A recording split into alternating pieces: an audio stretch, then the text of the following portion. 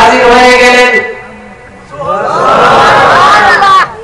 নবীজি জিজ্ঞাসা করলেন, আবু বকর তুমি কি ইহুদিকে মারছো নাকি? আমাকে কি লক্ষ্য করেন, আমার ওয়াজ শুধু কানে শুনবেন না, একটু প্র্যাকটিক্যাল দেখবেন। নবীজি বলছেন, এই ইহুদিকে তুমি মারছো নাকি? সিদ্দিক একবার বললেন, ইয়া রাসূলুল্লাহ, ইয়া হাবিবাল্লাহ, এই মুহূর্তে আপনি যদি আমার সামনে না থাকতেন আর একটা লাগাই দিতাম। আপনার সম্মানের খাতিরে, আপনার ইজ্জতের খাতিরে আপনি আমার সামনে আছেন, এই জন্য আমি লাগাইতে পারছি না। আপনি সামনে না থাকলে ওরা আরেকটা লাগাতাম। ও যা ঠাট্টা করছে ও দুনিয়া থেকে সরাই দেওয়ার দরকার, কিন্তু আপনি আছেন এই জন্য আমি মারতে পারছি না। তখন নবীজি বললেন, তাহলে এই ইহুদি তো মিথ্যা বলে নাই, আবু বকর তুমি মারছো কেন? সিদ্দিক একবার বললেন, ইয়া রাসূলুল্লাহ, আমি যখন চান্দা দেওয়ার পরে রাস্তা দিয়ে চলে যাচ্ছিলাম, রাস্তায় দুই ইহুদি ছিল, এরা বলছিল মুসলমানের খোদা গরিব, এরা গরিবের জন্য চান্দা কালেকশন করে হে হে হে এইভাবে ঠাট্টা করছিল, এই জন্য একটা লাগাই দিয়েছি। নবীজি বললেন, আবু বকর তুমি কি একটু সবর করতে পারো নাই, ধৈর্য ধারণ করতে পারো নাই? মারছো কেন ইহুদিকে?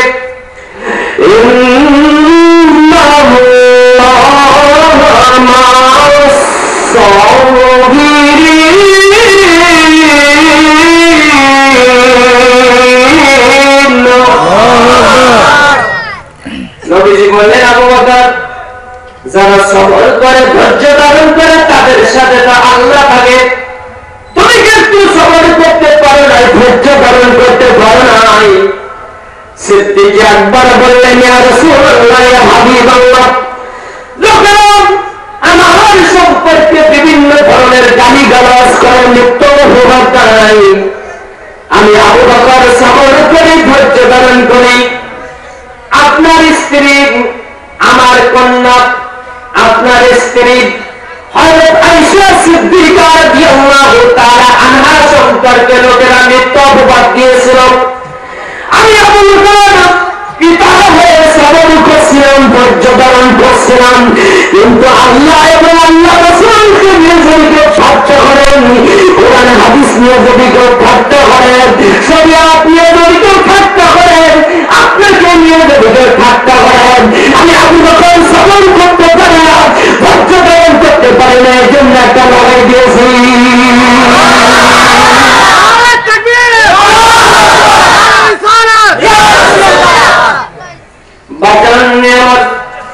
সিদ্দিক একবার বললেন, ইয়া রাসূলুল্লাহ, আমার ব্যক্তিগত ব্যাপারে আমি সবর করতে পারি, কিন্তু আপনাকে এবং আল্লাহকে নিয়ে যদি কেউ ঠাট্টা বিদ্রুপ করেন, আমি আবু বকর সবর করতে পারি না।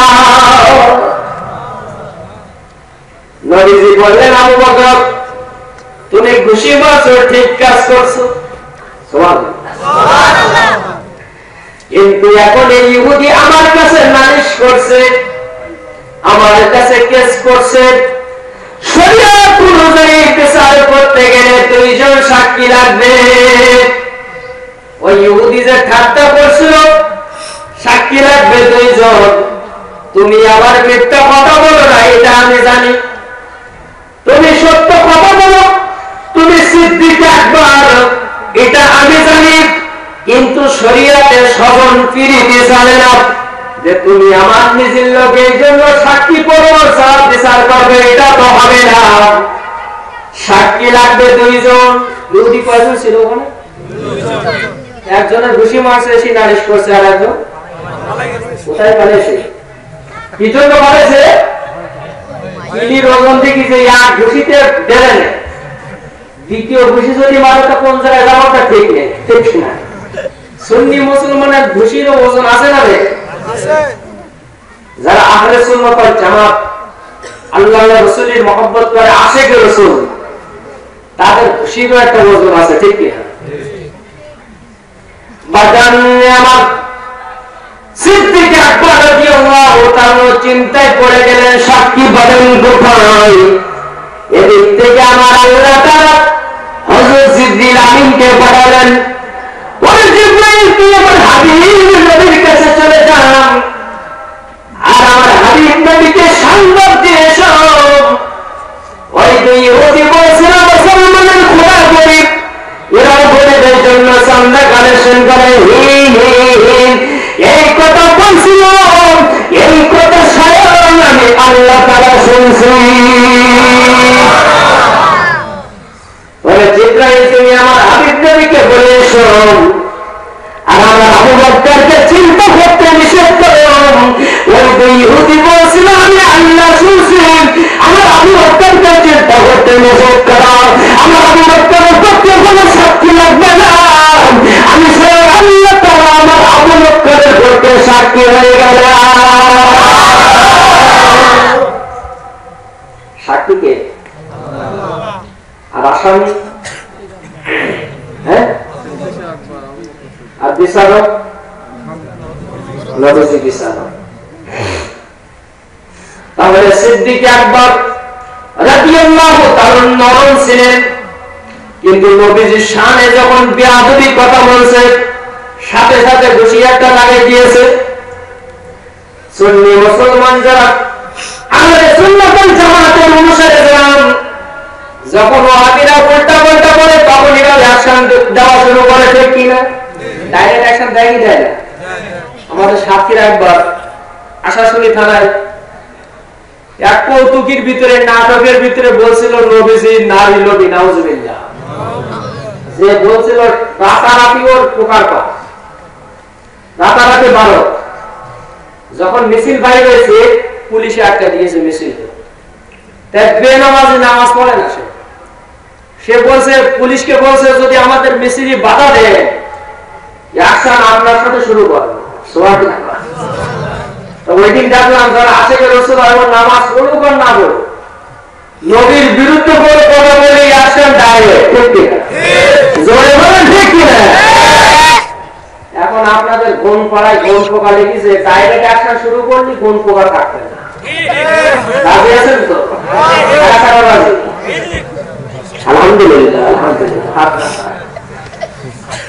এখন শুরু করতেছি দলে, এই যে আবাসিক কিতাবগুলো সব আনতে পারেনি, তাড়াহুড়ো করতে গিয়ে অর্ধেক দেখে আসছে। আর ওয়াটার মাইক্রো ঠিক করছিলাম, কিন্তু সে আবার বসে দিয়েছে। মানে মানুষের আমরা কথা সাথে সাথে ডুপ্লিকেট করে দিলাম, ঠিক না? প্রথম ঠিক করছে যে আসবে, আবার আরেক জায়গায় ভাড়া ঠিক করছে। এই জন্য কিতাব সবগুলো আনা হয়নি। তারপরে যেগুলো নিয়ে আসছি, মূল কিতাব সিয়াসিত্তার ভিতরে ৩৮,০৯৮টা হাদিস, কিন্তু হাদিসের সংখ্যা দুনিয়ায় 50টা কিতাব আছে। হাদিসের কিতাব ১২,৬৬,৬৬৫ খানা। আর এই সমস্ত হাদিসের খবর জানতে আল্লাহর ওলি যারা, আপনার ওলামায়ে কেরাম বুজুর্গানে দিন যারা, তারা এই সমস্ত হাদিসের খবর জানতে। আমরা যারা দাওরা পাঠ, যারা কামেল পাঠ বর্তমান যারা করি, বেশিরভাগ হাদিস কোরআনের খোঁজ রাখিনি। কথায় কথায় এটা না যায়, ওরা বেদা, এটা জায়েজ নেই, বিভিন্ন ধরনের মশলা দেয়, ঠিক না? কিন্তু যারা হক্কানি ওলামায়ে কেরাম, যাদের হাদিস কোরআন সুন্নাহ এগুলো সম্পর্কে যাদের জ্ঞান আছে, তারা মিলাদ কি আমনে বেশি বাড়াবাড়ি করে না, মুস্তাক আমল হিসাবে করে। যেমন দেওবন্দি যারা কওমি আছেন, তাবলীগ জামাতের সাথী ভাইরা আছেন, চরমনের পীর সাহেবের মুরিদ যারা আছেন, যদি আশেপাশে মাইকের আওয়াজ বেশি থাকে, দয়া করে আগে রাগ করবেন, আগে কথা শুনবেন, বোঝার চেষ্টা করবেন। তারপর যদি ভুল কথা বলি তখন আপনি রাগ করবেন। কারণ আমার ভাই হল সাতক্ষীরা, বাংলাদেশের বাড়ি, ভারত থেকে ভিসা করে এই দেশে আসেনি, যে ভিসা ক্যান্সেল হয়ে যাবে, ঠিক কিনা? এখন তাবলীগ জামাতে যারা চিল্লা দেয়, চিল্লা মানে 40 দিন সাধনা, ফার্সিতে চিল্লা বলে, আরবিতে আরবাইন বলে। 40 দিন সাধনা করলে একটা, সেটাকে ফার্সিতে চিল্লা বলে। যেমন খাজা বাবা, খাজা মঈনুদ্দিন চিশতি সানজিরি আজমিরি রাহমাতুল্লাহ আলাইহি, নবীজি যখন ওনাকে পাঠাইছিলেন, উনি আসার সময় লাহোরে দাতাগঞ্জে বাস রহমাতুল্লাহ মাজারে 40 দিন চিল্লাকাঠি করছিলেন। সুবহানাল্লাহ। তাহলে আল্লাহ বলিরা মাজারে চিল্লাকাঠি করছেন কোথায়? নবীজি গোয়ার ভিতরে চিল্লা করছে বিভিন্ন জায়গায়, আর আমরা এখন মসজিদে করি। কোন জায়গায় করি? মসজিদে চিল্লা করতেছি। এখন তাদের মুরব্বী তাবলীগ জামাতের আমির সাহেব মাওলানা ইলিয়াস সাহেব, তার পিসাব রশিদ আহমদ গঙ্গোই, তার পিসাব হাজী ইমদাদুল্লাহ মুআজ্জের মক্কি রাহমাতুল্লাহ আলাইহি, উনি মিলাদ কিয়াম সম্পর্কে কি বলছেন দেখেন। তাবলীগ জামাতের পীর সাহেবের পীরের পীর আর চরমুনা বর্তমান রেজাল্ট করে সাহেব, তার পিসাব ফজলুল করিম পিসাব, তার পিসাব কারি ইসাক সাহেব, তার পিসাব কারি ইব্রাহিম সাহেব, তার পিসাব রশিদ আহমদ গঙ্গোই, তার পিসাব হাজী ইমদাদুল্লাহ মুআজ্জের মক্কি। তারপরে চরমুনা সিরিয়ালে যান আর তাবলীগী সিরিয়ালে যান আর কওমি যান, যারা পীর মুরিদি করে তাদের পীরানে পীর হাজী ইমদাদুল্লাহ মুআজ্জের মক্কি রাহমাতুল্লাহ লেখা এখানে তাদের সামান্য কিতাব, কিতাবের নাম কুল্লিয়াতে ইমদাদিয়া, 80 পৃষ্ঠা। কয় পৃষ্ঠা? 10টা কিতাব একসাথে লেখা, ছোট ছোট কিতাব। আর এই কিতাবটা আলাদা করে লেখা, কিতাবের নাম ফয়সালায়ে হাফতে মাসাইল, এর উর্দু আছে, বাংলা আছে। এখানে কুল্লিয়াতে ইমদাদিয়ার 80 পৃষ্ঠায় পীরানে পীর সাহেব কি বলছেন দেখেন মিলাদ কিয়াম সম্পর্কে। मकसद फकीर का यह है कि महफिल मौलूद में शरीक हो, बल्कि जरिया बरकत समझकर मुनाजात करता हो और क़याम में लुत्फ और लज्जत पाता हो। सुभान अल्लाह। उन्हीं বলেছেন যে আমার কাজ হলো এটা যে আমি মিলাদ শরীফ মাহফিলে শরীক হই, শুধু শরীক হইনি বরং এটা বরকত মনে করি আমি নিজেই মিলাদ কিয়াম করি। और कियाम में लुत्फ और लज्जत पाता हो। আর যখন নবীজি শানে কিয়াম করি তাহলেই সালাম দেয়, তখন স্বাদ এবং মজা উপভোগ করি। উনি মিলাদকে বরকত মনে করি করতেন, আর মিলাদ শরীফের দাঁড়িয়ে সালাম দিতেন। কিয়াম মানে দাঁড়ানো। আমরা এক দলাশি করে বসে কিয়াম করবো, আরে কিয়াম মানে তো দাঁড়িয়ে, তুই বসে কিয়াম করবি কি? বসা মানে জুলুস, জলসা, ঠিক না? বসে কিয়াম করলে হবে, আমার বসে কি করবে কি? ঠিক না? আর সালাম দেওয়ার আগে হলো দাঁড়িয়ে দেওয়া। আর দুরূদ শরীফ আপনি বসে করতে পারেন, শুয়ে পড়তে পারেন, দাঁড়িয়ে পড়তে পারেন। আল্লাহ তাআলা বলেছেন ইন্নাল্লাহা ওয়া মালাইকাতাহু ইউসাল্লুনা আলান নবী ইয়া আইয়ুহাল্লাযীনা আমানু সাল্লু আলাইহি ওয়া সাল্লিমু তাসলিমা। এখানে দুইটা ব্যাখ্যা। আল্লাহ দুরূদ পড়ে, ফেরেশতা পড়ে, ঈমানদারদের দুরূদ পড়তে বলেছেন। কিভাবে পড়বে বলেননি। আল্লাহ ফেরেশতা সালাম দেয় এ কথা বলেননি। দুরূদ পড়ে, তোমরা দুরূদ পড়ো, কিভাবে পড়তে হবে বলেননি। কিন্তু সালামের সময় বলেছে ওয়া সাল্লিমু তাসলিমা। দুরূদের ক্ষেত্রে ইউসাল্লুনা করে কোনো শব্দ লাগাননি। অর্থাৎ দুরূদ আপনি শুয়ে পড়তে পারেন, দাঁড়িয়ে পড়তে পারেন, বসে পড়তে পারেন। কিন্তু সালাম হলো তাসলিমা, সালাম দেওয়ার মতো আদরের সাথে, সম্মানের সাথে দাঁড়িয়ে সালাম দিতে হবে। সুবহানাল্লাহ। সালাম দেওয়ার আদবগুলো দাঁড়িয়ে দেওয়া, যেমন কবরস্থানে যেই যখন সালাম দেয় দাঁড়িয়ে সালাম দেয়, আসসালামু আলাইকুম আল্লাহ করবো। একটা সাধারণ কবরবাসীর সালাম দিচ্ছেন দাঁড়িয়ে, ঠিক কি? দাঁড়িয়ে দেয় না বসে দেয়? মসজিদে ঢোকার সময় 5টা সুন্নাহ। 1 নম্বর বিসমিল্লাহ পড়া, 2 নম্বর দুরূদ সালাম পড়া, একসাথে বিসমিল্লাহি ওয়া সালাতু ওয়া সালামু আলা রাসূলিল্লাহ। ঢোকার সময় বসে বসে ঢোকে না, দাঁড়িয়ে দাঁড়িয়ে ঢোকে, দাঁড়িয়ে যায় না? তো ওই সময় সালাম দিতে দাঁড়িয়ে, ঠিক না? অর্থাৎ সালাম দেওয়ার আগেগুলো দাঁড়িয়ে দেয়। এখন ওরা একটা যুক্তি বের করে নামাজে হলো তাশাহুদি বসে সালাম দাও নবীজি, নামাজের বাইরে দাঁড়িয়ে দাও। এখন ওই যুক্তি দেবে, এই জন্য আল্লাহ জানাজার নামাজ দিয়েছে দাঁড়িয়ে, ওরা বসে দেয়। জানাজার নামাজে দুরূদ সালাম দিয়ে বসে পড়তে হয় না দাঁড়িয়ে পড়তে হয়? তারপর নামাজের সৃষ্টি হলো, নামাজের আদব হলো, নামাজের ভিতরে কোরআন শরীফ দাঁড়িয়ে পড়া আদব, নামাজের বাইরে কোরআন শরীফ বসে পড়া আদব, ঠিক কিনা? নামাজ শুরু হয় দাঁড়িয়ে, শেষ হয় বসে। কিন্তু মিলাদ শরীফ শুরু হয় বসে, শেষ হয় দাঁড়িয়ে। সুবহানাল্লাহ। নামাজের ভিতরে দুরূদ শরীফ বসে পড়া আদব, নামাজের বাইরে দাঁড়িয়ে পড়া আদব। সুবহানাল্লাহ। আর আমরা অত যুক্তিতে যাইনি, মুস্তাব জিনিসে আমরা অত বাড়াবাড়ি করি না। মুস্তাব আমলের জন্য আলাদা কোরআন হাদিসের দলিল লাগে না। বুজুর্গরা দিন পড়লেই এটা মুস্তাব হয়ে যায়, হক্কানি আলেম ওলামা পড়লেই মুস্তাব হয়ে যায়। কিন্তু মুস্তাবকে নাজায়েজ প্রমাণ করতে গেলে কোরআন হাদিসের অমাত্র দলিল প্রমাণ লাগে। ঠিক, যদি কেউ মিলাদ কিয়ামকে নাজায়েজ প্রমাণ করতে আমাদের সাথে চ্যালেঞ্জ করতে চান, আমরা যখন তখন যেখানে সেখানে এনি টাইম বসে দাঁড়িয়ে আছি। আমার বন্ধুবার মাওলানা আশরাফ আলী সিদ্দিকী সাহেব আপনাদের এখানে দুইবার আছে জানি, কিছুদিন আগে একসাথে মাহফিল করলাম সিংহের গাড়ি দরবার শরীফ, আমার 9 তারিখে বড় প্রোগ্রাম আছে। এই সিংহের গাড়ি দরবার শরীফে আমরা একসাথে প্রোগ্রাম করছি। উনি 50 লাখ টাকা চ্যালেঞ্জ করছে। কত লাখ? মিলাদ কিয়ামতে যদি কেউ নাজায়েজ প্রমাণ করতে পারে 50 লাখ টাকা দেবেন উনি। সুবহানাল্লাহ। এখন যারা নাজায়েজ বলছে তাদের পিছনে এটা করছে। এখন যদি এটা বেদাত হয় তাহলে ওনাদের পিছনে কি বেদাত কাজ করছে? ওনাদের কথা অনুযায়ী ওনাদের পিছনে বেদাত করছে। আর বেদাতি কাজ যিনি করে উনি তো বেদাতি গিরি যায়। আর বেদাতি গিরির খলিফারা কি তার খলিফা হবে না বেদাত খলিফা হবে? ওরা যে এসে এখন বলতেছে আমরা সেই পথে আছি, তাহলে তোমাদের মুরব্বীরা কি ভুল কাজ করেছে? আমরা যারা পীর মুরিদি করি সমস্ত বুজুর্গারে সিলেট হলো শাহজালাল এমানি রহমাতুল্লাহ, বাগেরহাট হলো খানজানি রহমাতুল্লাহ, চট্টগ্রামে মহসিন আউলিয়া ফরিদুল্লাহ শাহ মিসকিন শাহ ও হাজার হাজার আল্লাহ ওলিরা যারা দেশে ইসলামের দাওয়াত নিয়ে আসছিলেন, প্রত্যেকে মিলাদ কিয়াম করছেন, প্রত্যেকে নামাজে মুনাজাত করছেন, প্রত্যেকে বিশ্বাসের তারাবি নামাজ পড়ছে, জুমার দিন 2 আযান দিয়েছে, এক গরুতে 7 বাকিতে কুরবানি করছে। এইভাবে বুজুর্গদের দিন যেভাবে আমল করছে আমরা সুন্নি মুসলমানেরা সেইভাবে আমল করি। ঠিক কিনা? যেটা বলেন ঠিক কিনা? কথায় কথায় বলে তোমরা দলিল দাও, মিলাদ কিয়ামের দলিল আছে কিনা?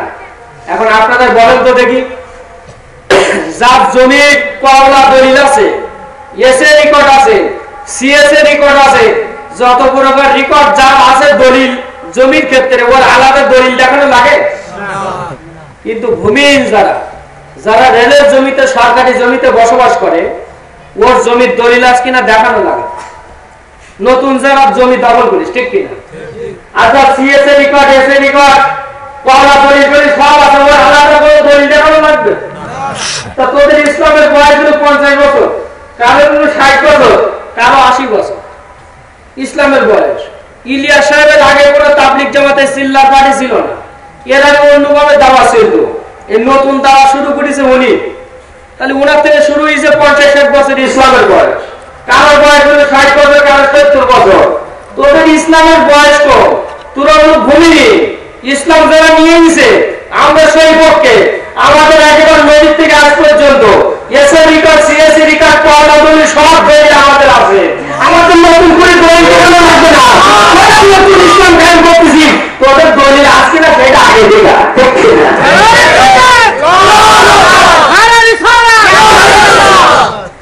আমরা দলিল দেখাবো, আমাদের সব দলিল আছে। ঠিক কিনা? তোর ইসলামের বয়স কম, ইসলামটা তুই কোন জায়গায় পাইছিস সেটা আগে দেখা। আমরা তো ইসলাম আল্লাহ ওলিদের কাছে পাইছি। ঠিক কিনা? তুই কোন ওলিদের কাছে পাইছিস? ইন্নে খাইলি কার ছিল মোল্লা ছিল না। আমাদের বাপ দাদা যদি দেখায় বেশিরভাগ হিন্দু ছিল, বেশিরভাগ হিন্দু ছিল। খাজা বাবার কাছে যারা মুসলমান হয়েছে লক্ষ লক্ষ, যারা আগে হিন্দু ছিল, এই মুসলমান যারা হয়েছে এদের বংশধর দুনিয়া এখন আছে না নেই? এখান থেকে বাপ দাদা সিঁড়ি যখন চলে যাবে তখন ওখানে দেখা যাবে যে ওখানে মুসলমান ছিল, হিন্দু ছিল আমাদের গোড়া। কিন্তু আল্লাহর নবী সিরাতে ইবনে হিশাম রিওয়ায়াতে বলেছেন মুহাম্মদ বিন আব্দুল্লাহ বিন আব্দুল মুত্তালিব বিন হাশিম বিন আব্দুল মানাফ বিন কুসাই বিন আব্দুল মুররা বিন কাব বিন মুহাম্মদ বিন গালিব বিন জুয়ার বিন মালিক বিন নাবির বিন কিনানা বিন খুজাইমা বিন মুদ্রিকা বিন ইয়াস বিন মুজার বিন নিজাম বিন মুআদ বিন আদনান। আল্লাহর নবী আব্দুল্লাহ বললেন তার নাম আব্দুল মুত্তালিব, তার নাম হাশিম, তার নাম আব্দুল মানাফ, তার নাম কুসাই, তার নাম কিলাব, তার নাম মুররা, তার নাম মিহি, তার নাম গালিব, তার নাম ফের, তার নাম মালিক, তার নাম নজর, তার নাম কিনানা, তার নাম খুজাইমা, তার নাম মুদ্রিকা, তার নাম ইলিয়াস, তার নাম মুজার, তার নাম নিজার, তার নাম মুআদ, তার নাম আদনান, তার নাম উদ, তার নাম মুহাম্মদ, তার নাম নাউর, তার নাম তাহলা, তার নাম ইয়ারুব, তার নাম ইয়াসজুদ, তার নাম নাবে, তার নাম হযরত ইসমাঈল আলাইহিস সালাম, তার নাম ইব্রাহিম আলাইহিস সালাম, তার নাম তাহির, তার নাম নাউর, তার নাম শারীফ, তার নাম রাউল, তার নাম ফালিক, তার নাম মুআদ, তার নাম সালেক, তার নাম আল-ফাশাদ, তার নাম শাম, তার নাম নূহ, তার নাম নামক, তার নাম মুত্তাসারা, তার নাম আহলুক, তার নাম ইয়ারাত, তার নাম মাহলি, তার নাম কাইয়ান, তার নাম ইয়ালিশ, তার নাম হযরত শীশ আলাইহিস সালাম, তার নাম সমস্ত জাতির পিতা হযরত আদম আলাইহিস সালাম।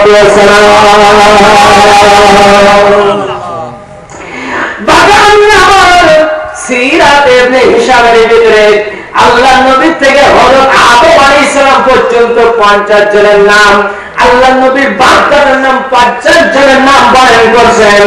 আল্লাহ নবী বলেন এই 50 জনের ভিতরে আমার বাপদাদার এই বংশের ভিতরে কোন জিনা কোন বদমাশ ছিল না, সবাই পাক এবং পবিত্র ছিল।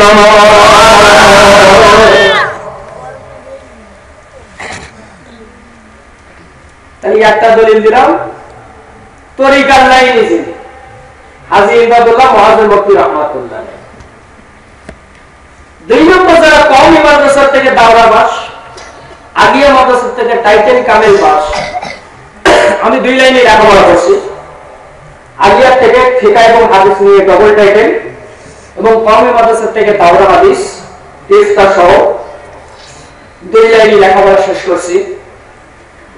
তা আমাদের যাতে সনদ আছে, আমি কার কাছে হাদিস পড়ছি, সে কার কাছে পড়ছে, সে কার কাছে পড়ছে, এভাবে আল্লাহর নবী পর্যন্ত আমাদের একটা সনদ আছে, সেই আছে।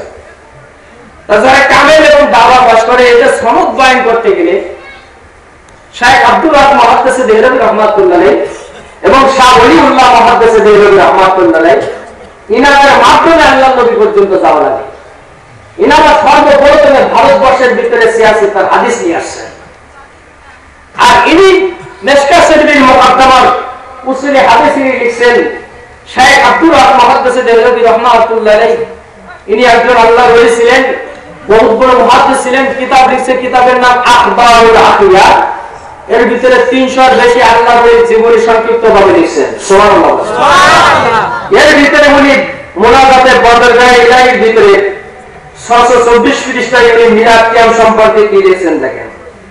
তাহলে ইনি আগিয়া বলেন, কওমি বলেন, যত হুজুর আছে, শাইখুল হাদিস আছে, মুফতি আছে, মুহাদ্দিস আছে, সবার উস্তাদের উস্তাদি, সব দিক থেকে উস্তাদের উস্তাদ।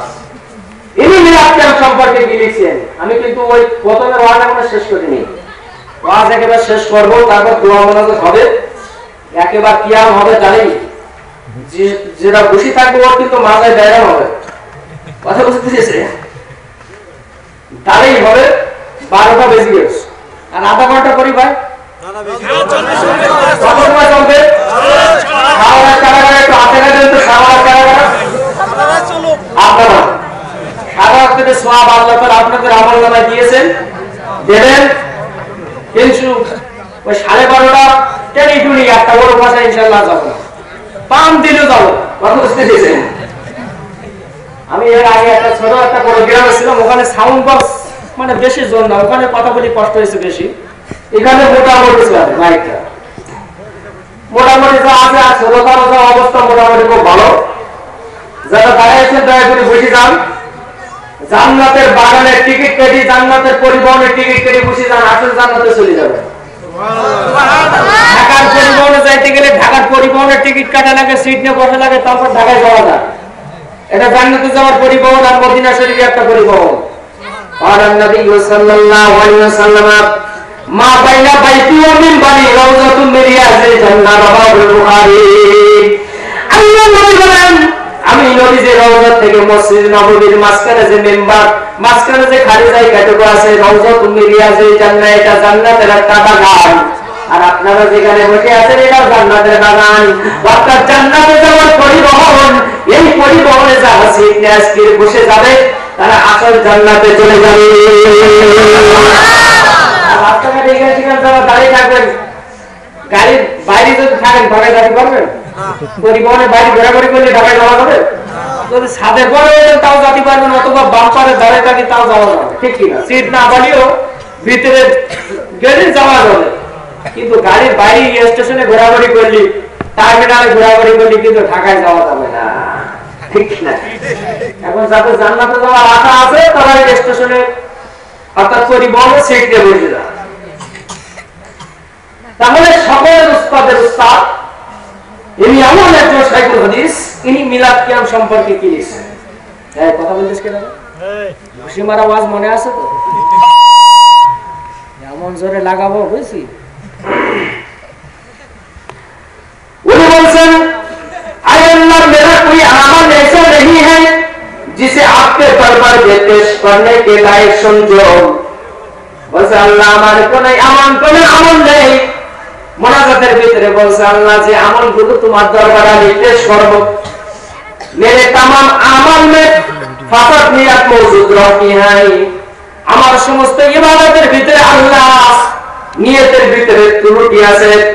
अलबत्ता मुझ हाफिज फकीर का ये अमल सिर्फ तेरी ज़ात-ए पाक की इनायत की वजह से बहुत शानदार है। और ये है कि मजलिस मिलाद के मौके पर मैं खड़े होकर सलाम पढ़ता हूँ।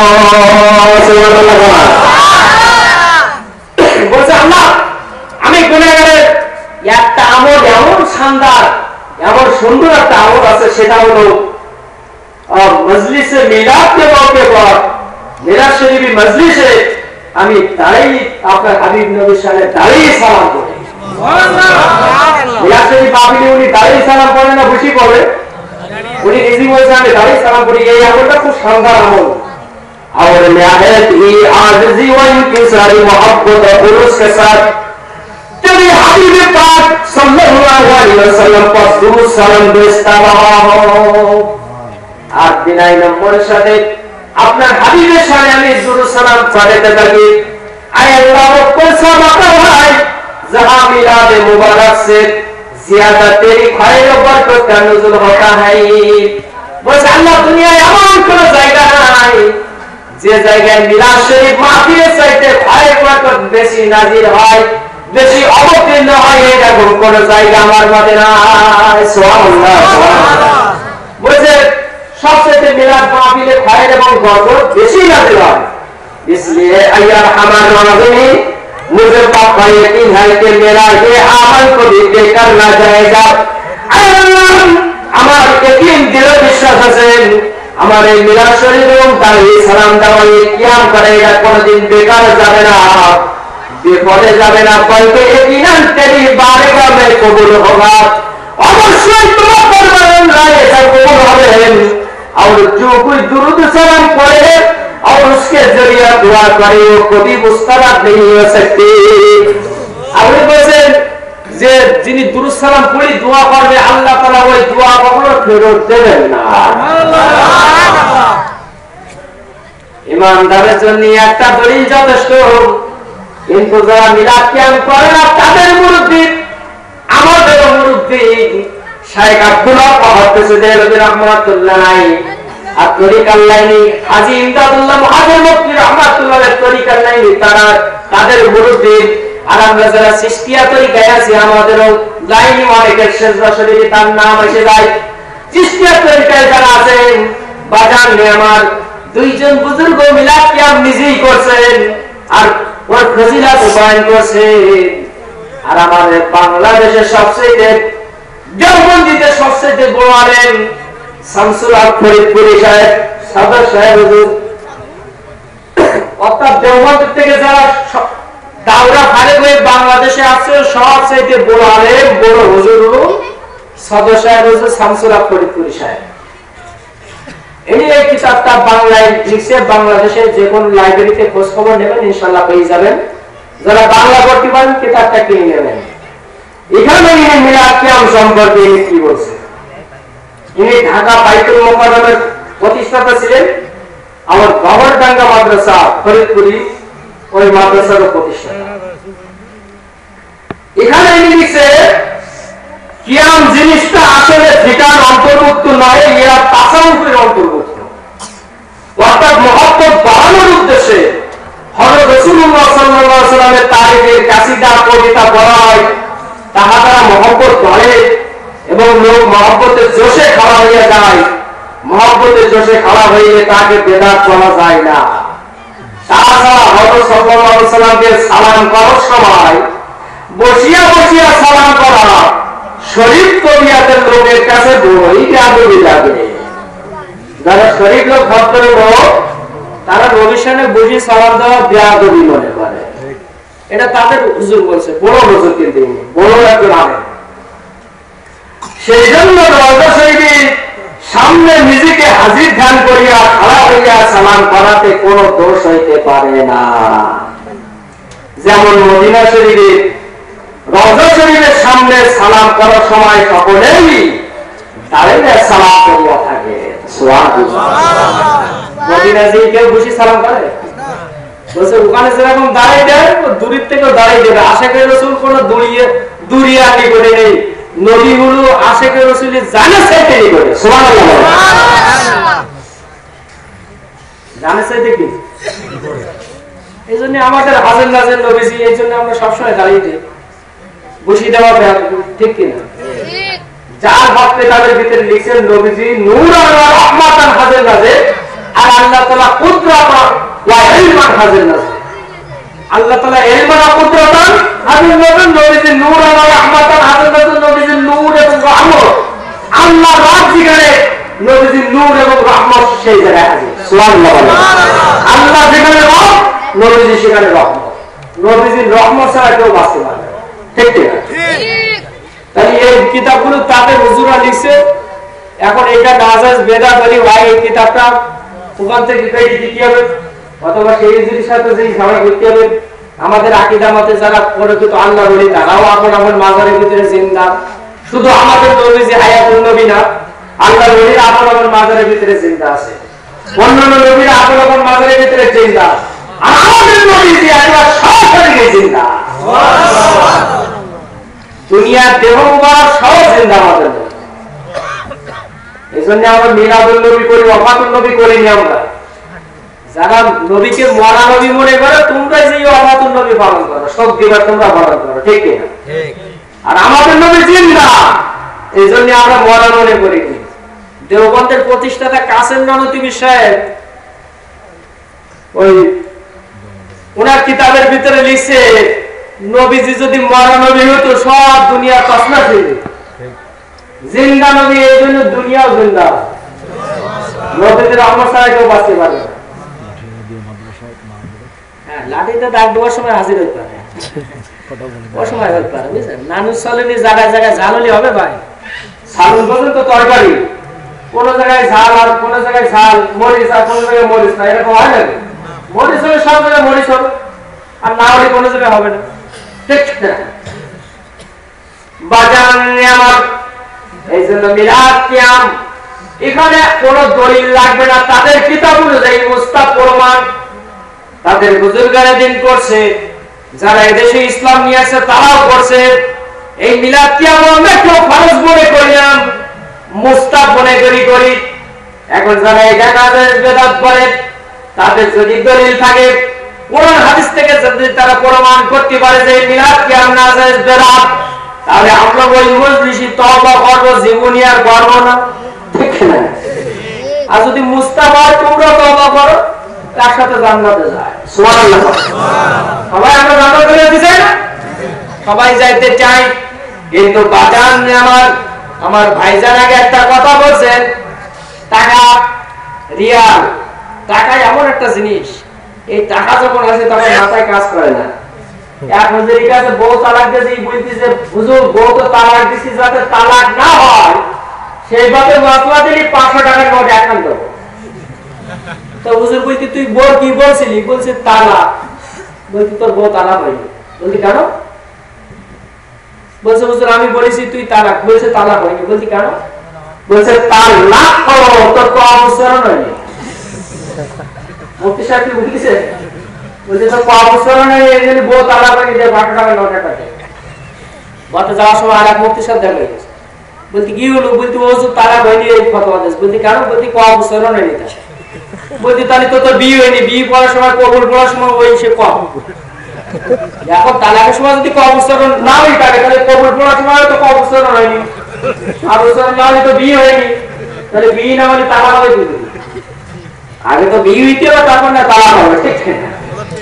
টাকা দিলে আমাদের মতো মৌলবীরা মশলা ঘুরাই দেয়, কিন্তু হক্কানি আলেম যারা, আলেম রাসূল যারা, আওলাদের বংশধর যারা, তারা কোনদিন টাকা বিক্রি হয় না, ঠিক কিনা? আল্লাহ কোনদিন টাকায় বিক্রি হয় না।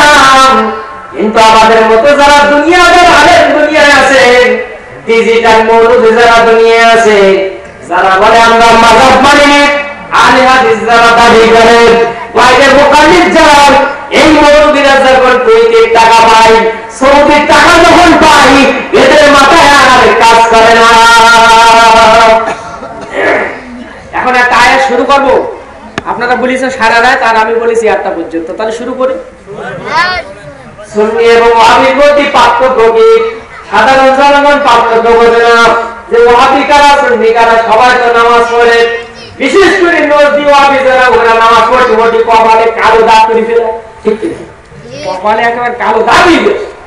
সাধারণ লোক হুজুর তালি সুন্নি মনে করবো কারণ ওয়াহাবি কাজ জন্য কি সিনার উপায়। ঠিক ঠিক, সিনার উপায় আমি এখন আপনাদের দেশে গভীর মনোযোগ দিয়ে শুনবেন। সূরা আনফালে আল্লাহ তাআলা পার্থক্য করে দিয়েছেন।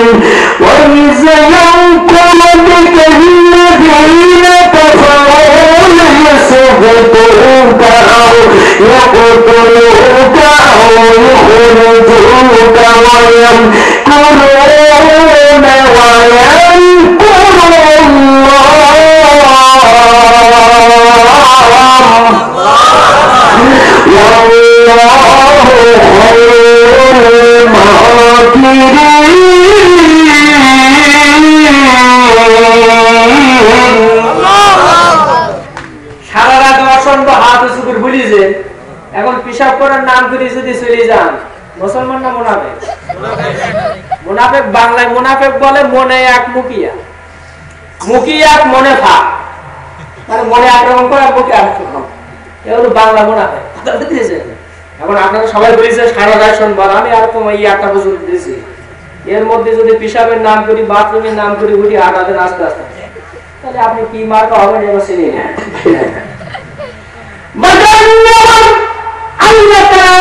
সূরা আনফালের ভিতরে মুনাফিক কারা, সুন্নি মুসলমান কারা, ওয়াহাবি নজদি খারিজি কারা, আল্লাহ তাআলা একেবারে পার্থক্য করে দিয়েছেন।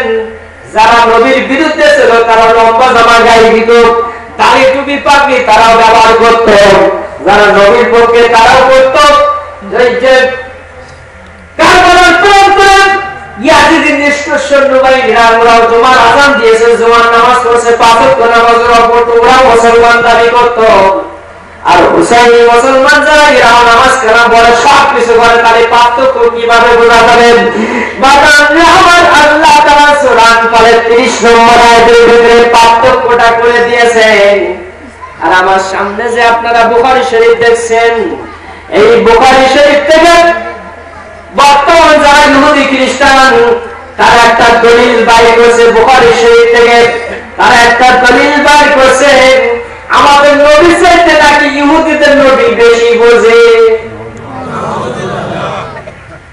ইহুদিদের নবীর নাম কি? হযরত মুসা আলাইহিস সালাম।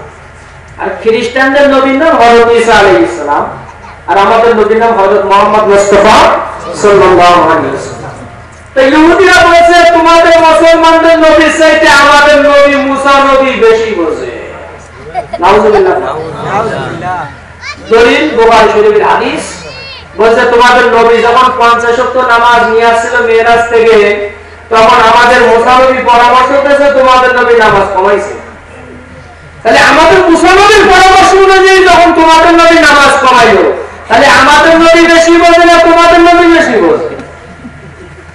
বলছে তোমাদের নবী যদি বেশি বুঝতো তাহলে আগে থাকতে নামাজ কমাই নিয়ে আসতো। এটা ইহুদিদের দলিল। আর ইহুদিদের দালালি যারা করে, কুয়েত সৌদি আরবে টাকা তোলা পায়, ওরা এরকম খোলা যুক্তি দেয়, মিলাদ কিয়ামের বিরুদ্ধে মোনাজাতের বিরুদ্ধে পায়, নবী মোনাজাত করেনি তাই মোনাজাত করা যাবে না। তো নবী কোনদিন আযান দিয়েছে না? কথা ভাই, কোনদিন শুনেছেন নবীজি মুয়াজ্জিনগিরি করেছে, নবীজি আযান দিতে কোনদিন শুনেছেন না? তাহলে কোন মুয়াজ্জিন আযান দিতে পারবে? নবী আযান দেয়নি তাহলে আযান তো দেওয়া যাবে। নবী মোনাজাত করে গিয়ে যদি মোনাজাত না করা যায়, তাহলে নবী যে আযান দেবে না আমারও জবাব কি? তোমারও যে দলিল আমারও সেই দলিল। নবী যে আযান দেয়নি কিন্তু আযান তো দিতে বলছে। নবী মোনাজাত একটানা করেননি কিন্তু মোনাজাত করতে বলছে। মোনাজাতের পরে 5 ওয়াক্ত নামাজের ফরজ নামাজের পর মোনাজাত করা যাবে, ফতোয়া রহমানি আমার কাছে আছে। আমি হুজুর লিখেছে ওই ঢাকা রহমানি আমার কাছে। পাঁচ ওয়াক্ত নামাজের পর ফরজ নামাজের পর হাত তুলি মোনাজাত করা জায়েজ কোরআন সুন্নাহ দিয়ে হাদিস দিয়ে কোনি প্রমাণ করছে। কিতাব আমাদের মাদ্রাসা আশরাফিয়া মাহদুমুল উলুম মাদ্রাসায় মুন্সিপাড়া দর্জি ভর্তিতে যাবেন ইনশাআল্লাহ দেখাই দেওয়া হবে। যারা মোনাজাত খুঁজি পায় না ওদের কিতাব থেকে দেবে, খুঁজি পাবে কি ওতে গেলে মানে নেই, সব কাঠ মূর্খ ভেঙে পাবে। যারা এদিক ওদিক ঘোরাঘুরি করে না সব বেশিরভাগ মূর্খ, ঠিক কি? তো কোরআন হাদিসের খবর না জানলে বলবে কি নিজের কিতাবেরও খবর রাখে। ও বিষয় কি বলেছে মিলাদ কেন সম্পর্কে নিজের কিতাবটা আগে পড়, ঠিক কি না? তারপর আমাদের পিছনে লাগিস না বল কি ভাই, কথা ঠিক কি? আমি কিন্তু কোনো রদ বয়ান করিনি, আমি হলো কিতাবের তো দলিল দিচ্ছি, কোনো রদ বয়ান আমি করিনি, কারোর বিরুদ্ধে গালিগালাজ করিনি।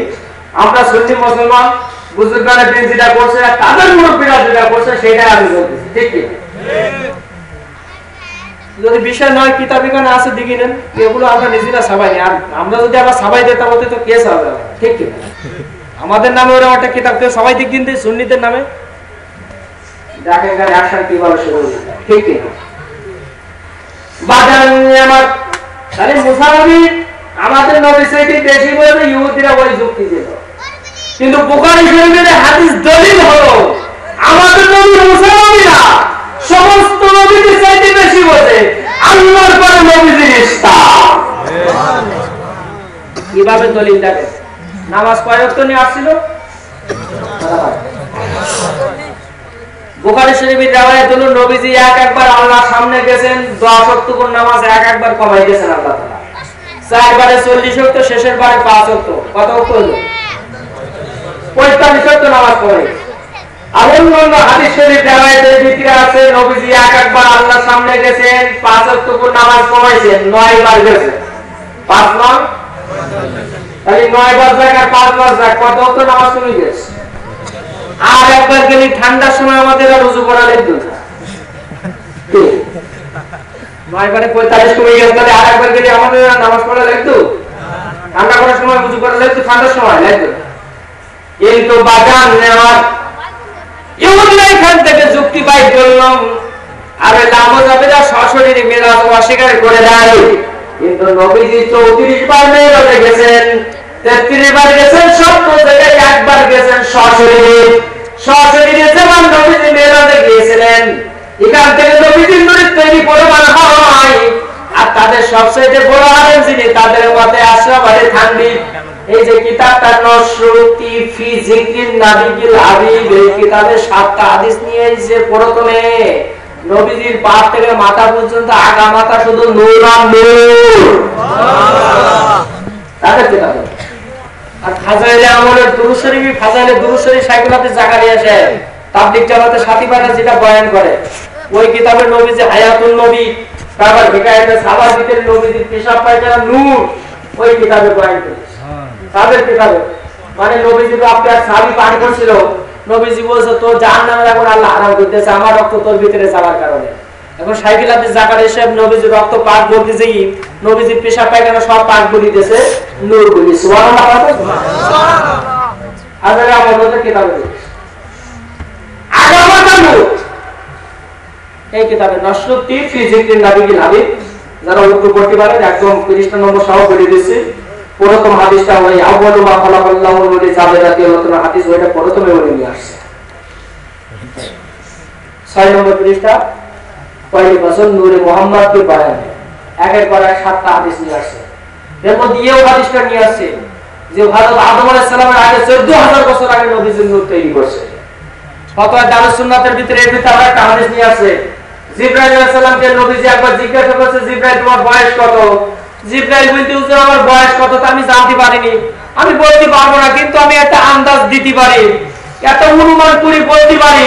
সেটা হলো এই পূর্ব আকাশে একটা তারকা দেখতাম, ওই তারকাটা 70000 বছরে একবার উঠতো, আর ওই ওটা অবস্থা 70000 বছর থাকতো, আবার 70000 বছর হয়ে গেলে আবার একবার ডুবে যেত, ডুবান্ত অবস্থা 70000 বছর থাকতো, তারপর আবার একবার উঠতেন, আবার 70000 বছর উঠা অবস্থায় থাকতো, আবার ডুবে যেত। এইভাবে আমি ওই তারকাটা ভাবতে ভাববার উঠার পর দেখেছি। এইগুলো জিবরাইলের বয়স। নবীজি বলছে ওই তারকাটা ছিলাম আমি, নবীজি ছিলাম। আর আনোয়ার কাশ্মীরি দেওবন্দি আলেম। উলামায়ে দেওবন্দের দৃষ্টিতে নূরে মুহাম্মদের আরেকটা বাংলা কিতাব বাইরে আমার কাছে আছে, ওটা সরমনা পীর সাহেবের এক মুরিদ লিখেছে, মুহাদ্দিস রেজওয়ানুল করিম সাহেব। উনি ইন্তেকাল করেছেন, আল্লাহ জান্নাত নসিব করুক। সাতক্ষীরা শ্যামনগর বাড়ি, সাসিনা মাদ্রাসার উনি উস্তাদ ছিলেন, পরে খুলনা আলিয়া মাদ্রাসার হেড মুহাদ্দিস ছিলেন। উনি লিখছে উলামায়ে দেওবন্দের দৃষ্টিতে নূরে মুহাম্মদী সাল্লাল্লাহু আলাইহি সাল্লাম। এই কিতাবের ভিতরে আশরাফ আলী থানভী সাহেবের এই দর্শক টিভি থেকে, আনোয়ার কাশ্মীরি আরকুর সাজিদ থেকে তিরমিজি শরীফের সরাব, এইভাবে উলামায়ে দেওবন্দি ওনাদের কোন কোন কিতাবে নবীজিকে নুরিদ তৈরি বলছেন সবগুলি একসাথে করি একটা কিতাব রয়েছে। ওই কিতাবটা আমাদের মাদ্রাসা আছে, সুবহানাল্লাহ সুবহানাল্লাহ। ওখানে যেই দিকে নেবেন নবীজিদের নুরিদ তৈরি ছিলেন আনোয়ার কাশ্মীরি। উনি এখানে লিখছেন যে আমাদের নবীজি দুনিয়ায় আসার আগে ওনার নবুয়তি প্রমাণিত ছিল, আর অন্যান্য নবীরা দুনিয়া আসার পরে নবুয়তি প্রমাণ হয়েছে, নবুয়তি চালু হয়েছে। আর আমাদের নবীজির দুনিয়া আসার আগে থেকে নবুয়তি সাবিত ছিল, সুবহানাল্লাহ। তিরমিজি শরীফের হাদিস একটা, অন্য রাওয়ায়াত একটা, কুনতু নবিয়ান ওয়া আদামু বাইনাল মা'i ওয়া তিন, আল্লাহ পাক আলাইহিস সালাতু ওয়াস সালাম। এই হাদিস শরীফ। আর তিরমিজি শরীফের হাদিস হলো যে ওয়া আদামু বাইনার রূহি ওয়াল জাসাদ, আদম নবী যখন রূহ এবং দেহের মাঝে ছিল তখন আমাদের নবীজি বলেছে তখন আমি নবী ছিলাম। অর্থাৎ নবীজি দুনিয়া আসার আগে নবী ছিলেন, আসার পরে নবী ছিলেন। আর 40 বছর 6 মাসে নবুয়তি পরিপূর্ণ হয়েছে, সেই আয়াতের তাফসীর আমি আপনাদের সামনে শুরু করছি। তার আগে আরেকটা কথা বলি দেই, পানি মাটি আগুন পানি বাতাস মাটি এসব যখন নবীজির নূর ছিল তখন এগুলো ছিল না। আর হযরত আদম আলাইহিস সালামকে আবুল বাশার বলা হয়। কি বলা হয়?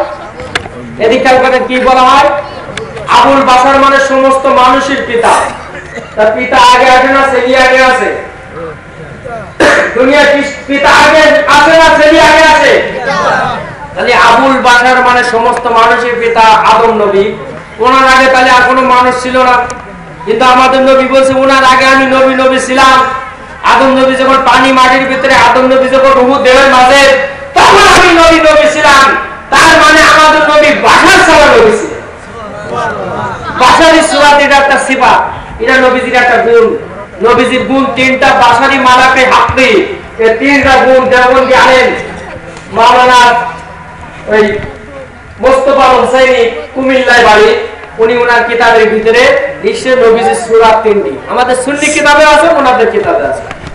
বাশারি মালাকি হাক্কি, দুনিয়ায় বাশারি মানুষের সূরাতে নবীজি ছিলেন। আর দেওবন্দি আলেম কাসেম নবী সাহেব বলেছেন নবীজির আসল হাকিকত আল্লাহ ছাড়া কেউ জানে না। বাশারি সূরাতে নবীজি ছিলেন, এই চামড়া দিয়ে ঢাকা ছিল, কিন্তু আসল হাকিকত আসল সূরাত আল্লাহ তাআলাই ভালো জানেন।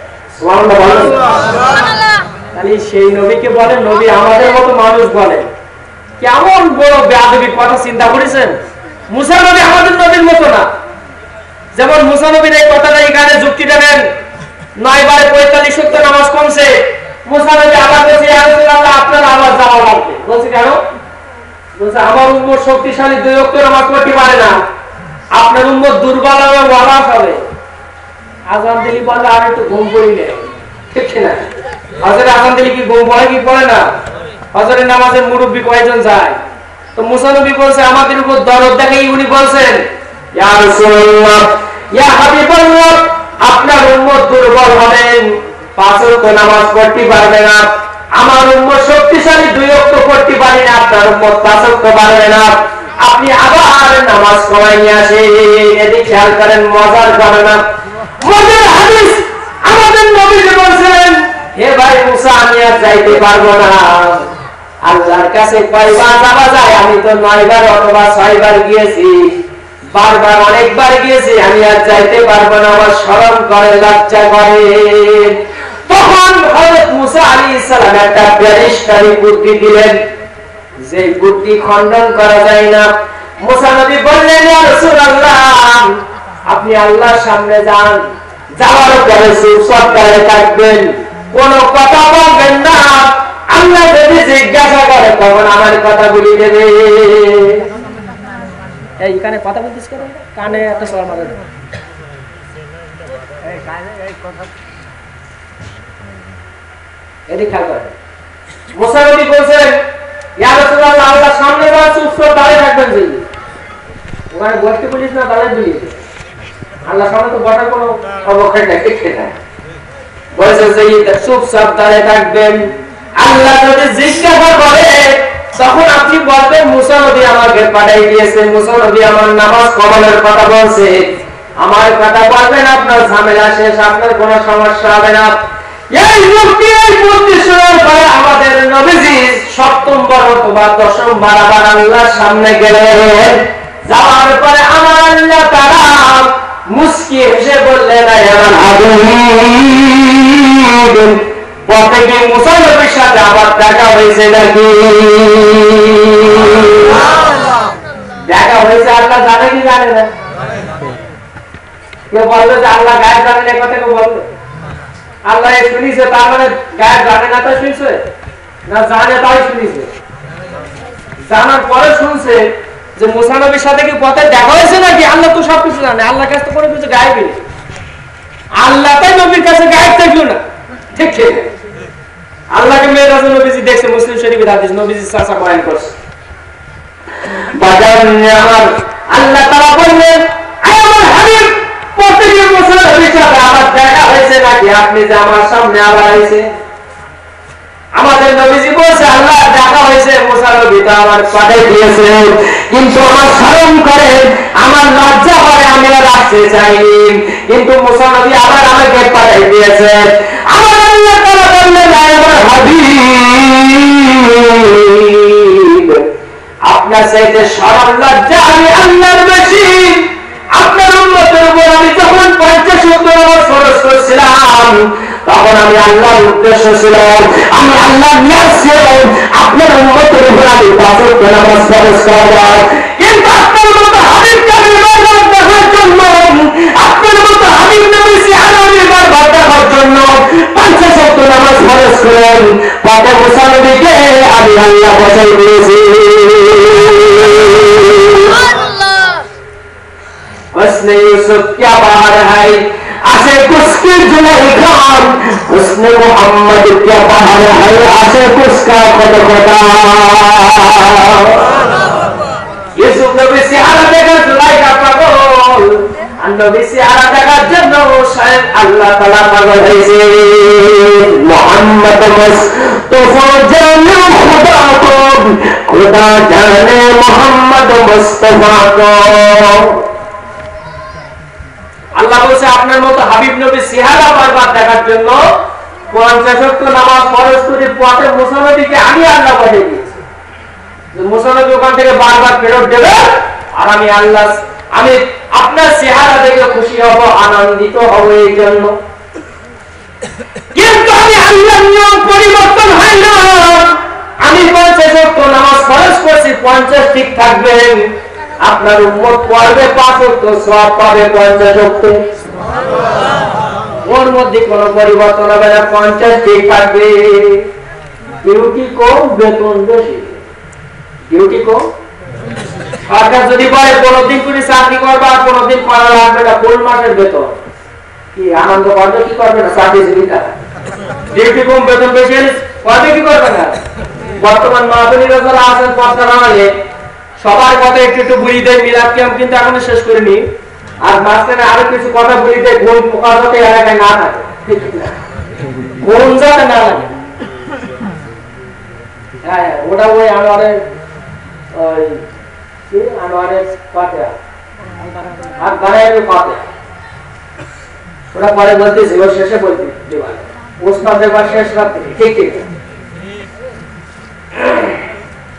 আর মোটে আধা ঘন্টা, অর্থাৎ আধা ঘন্টার ভিতরে ইনশাআল্লাহ শেষ। কখন চলে যাবে একটা ঠিক পাওয়া যাবে না।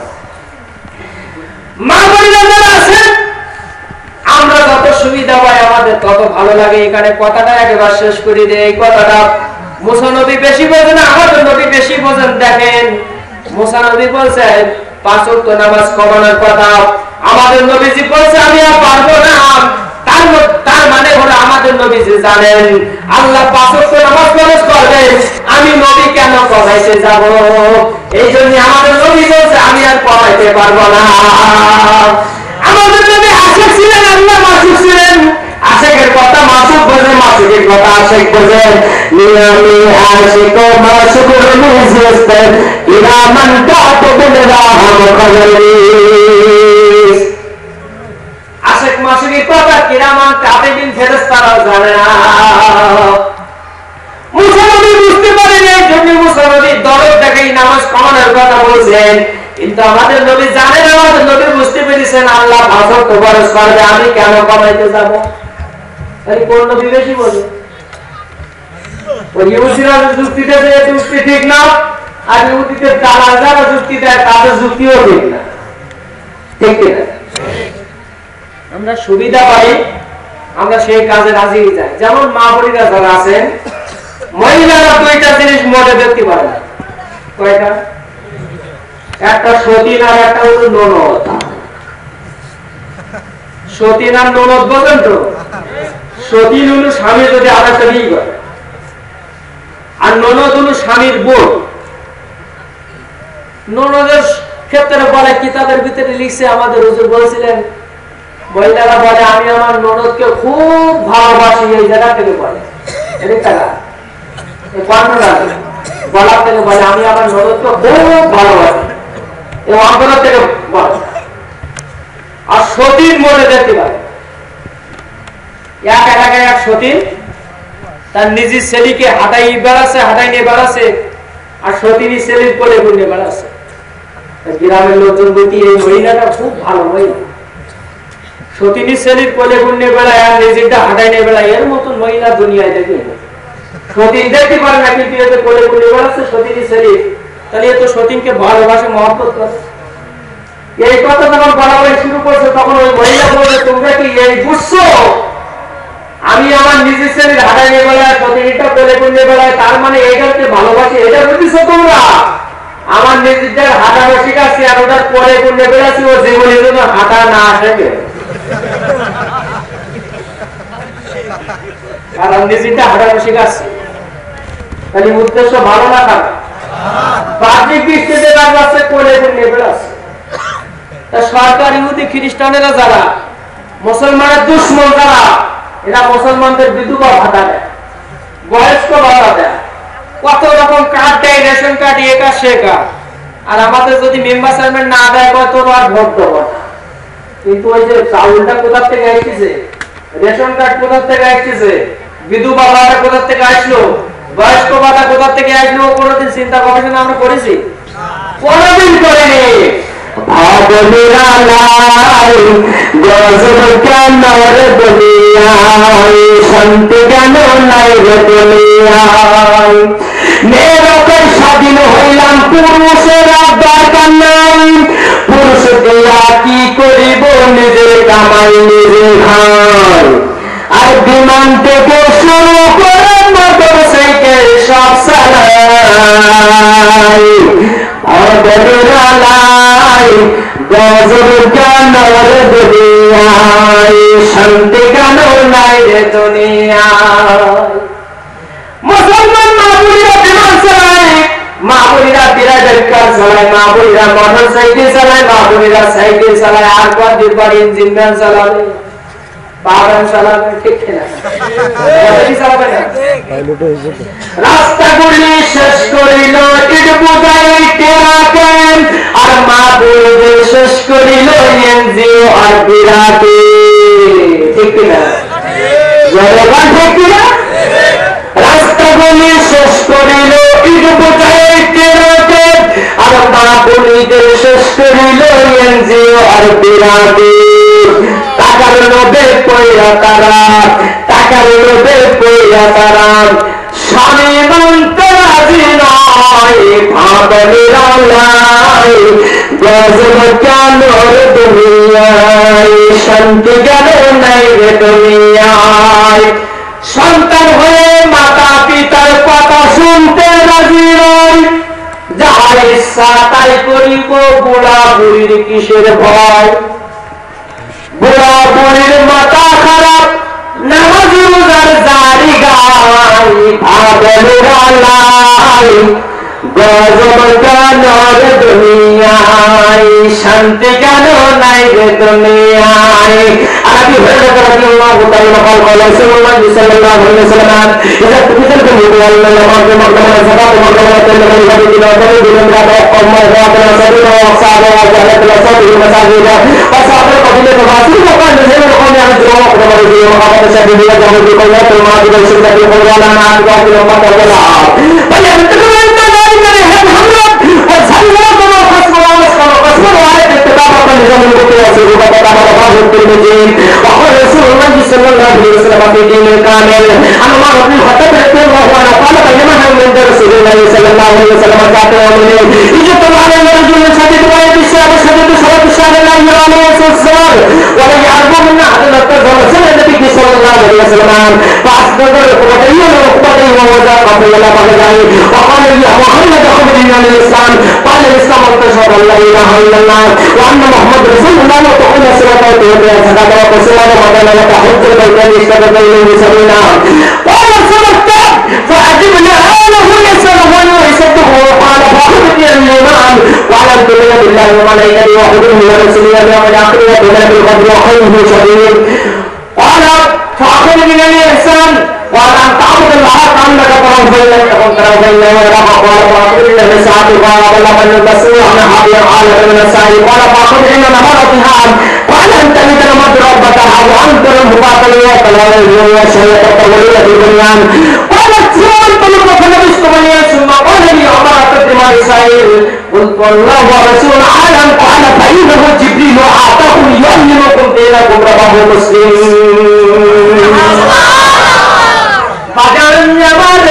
এই হাদিসটাকে হাদিসে জিবরাইল বলা হয় মিশকাত শরীফের প্রথমে এবং বুখারী মুসলিম শরীফ সিয়াসিতা সহ অসংখ্য হাদিসের ভিতরে এই হাদিস শরীফটা আছে।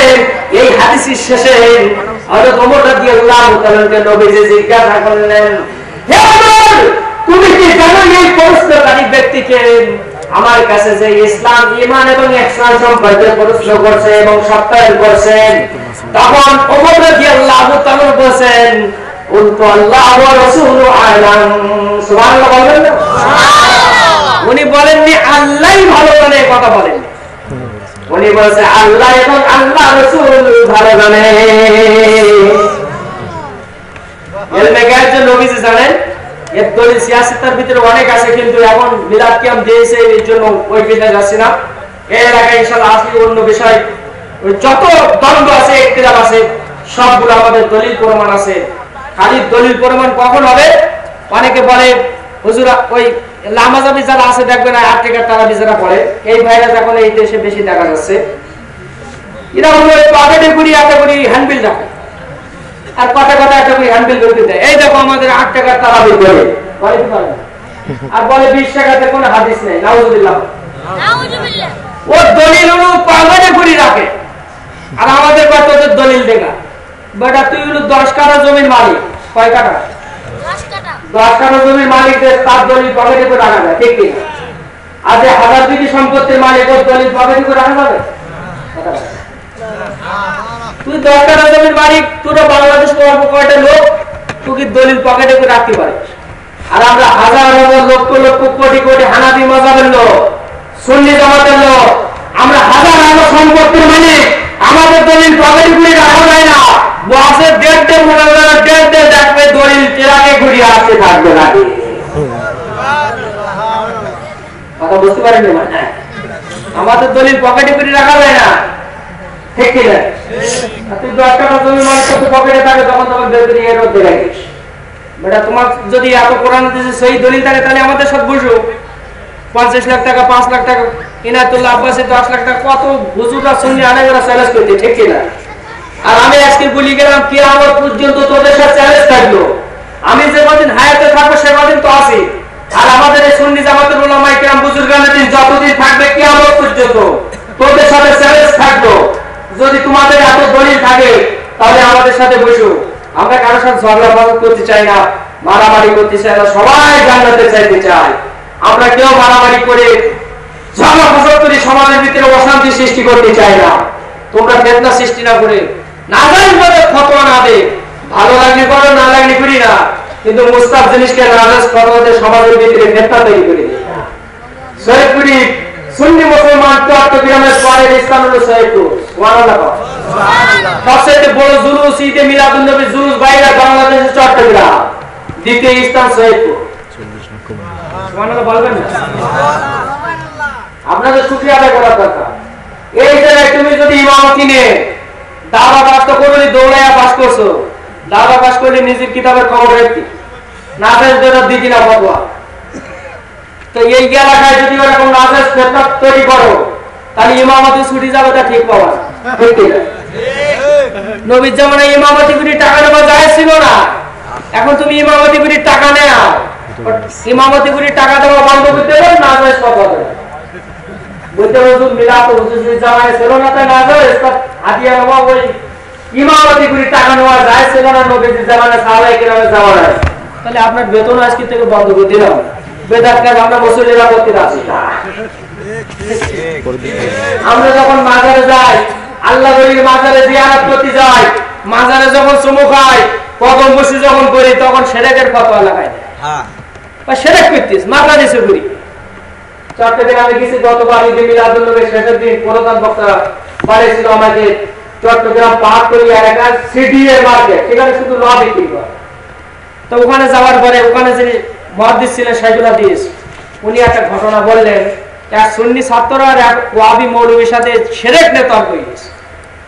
তো বলতে মাথা নিচু করলি যে শিরক হয়, কবরে চুমা দিলি, কদম বুসি করলি, পায়ে চুমা দিলি যে শিরক হয়, হুজুর এটা কি আপনি লিখে দিতে পারবেন?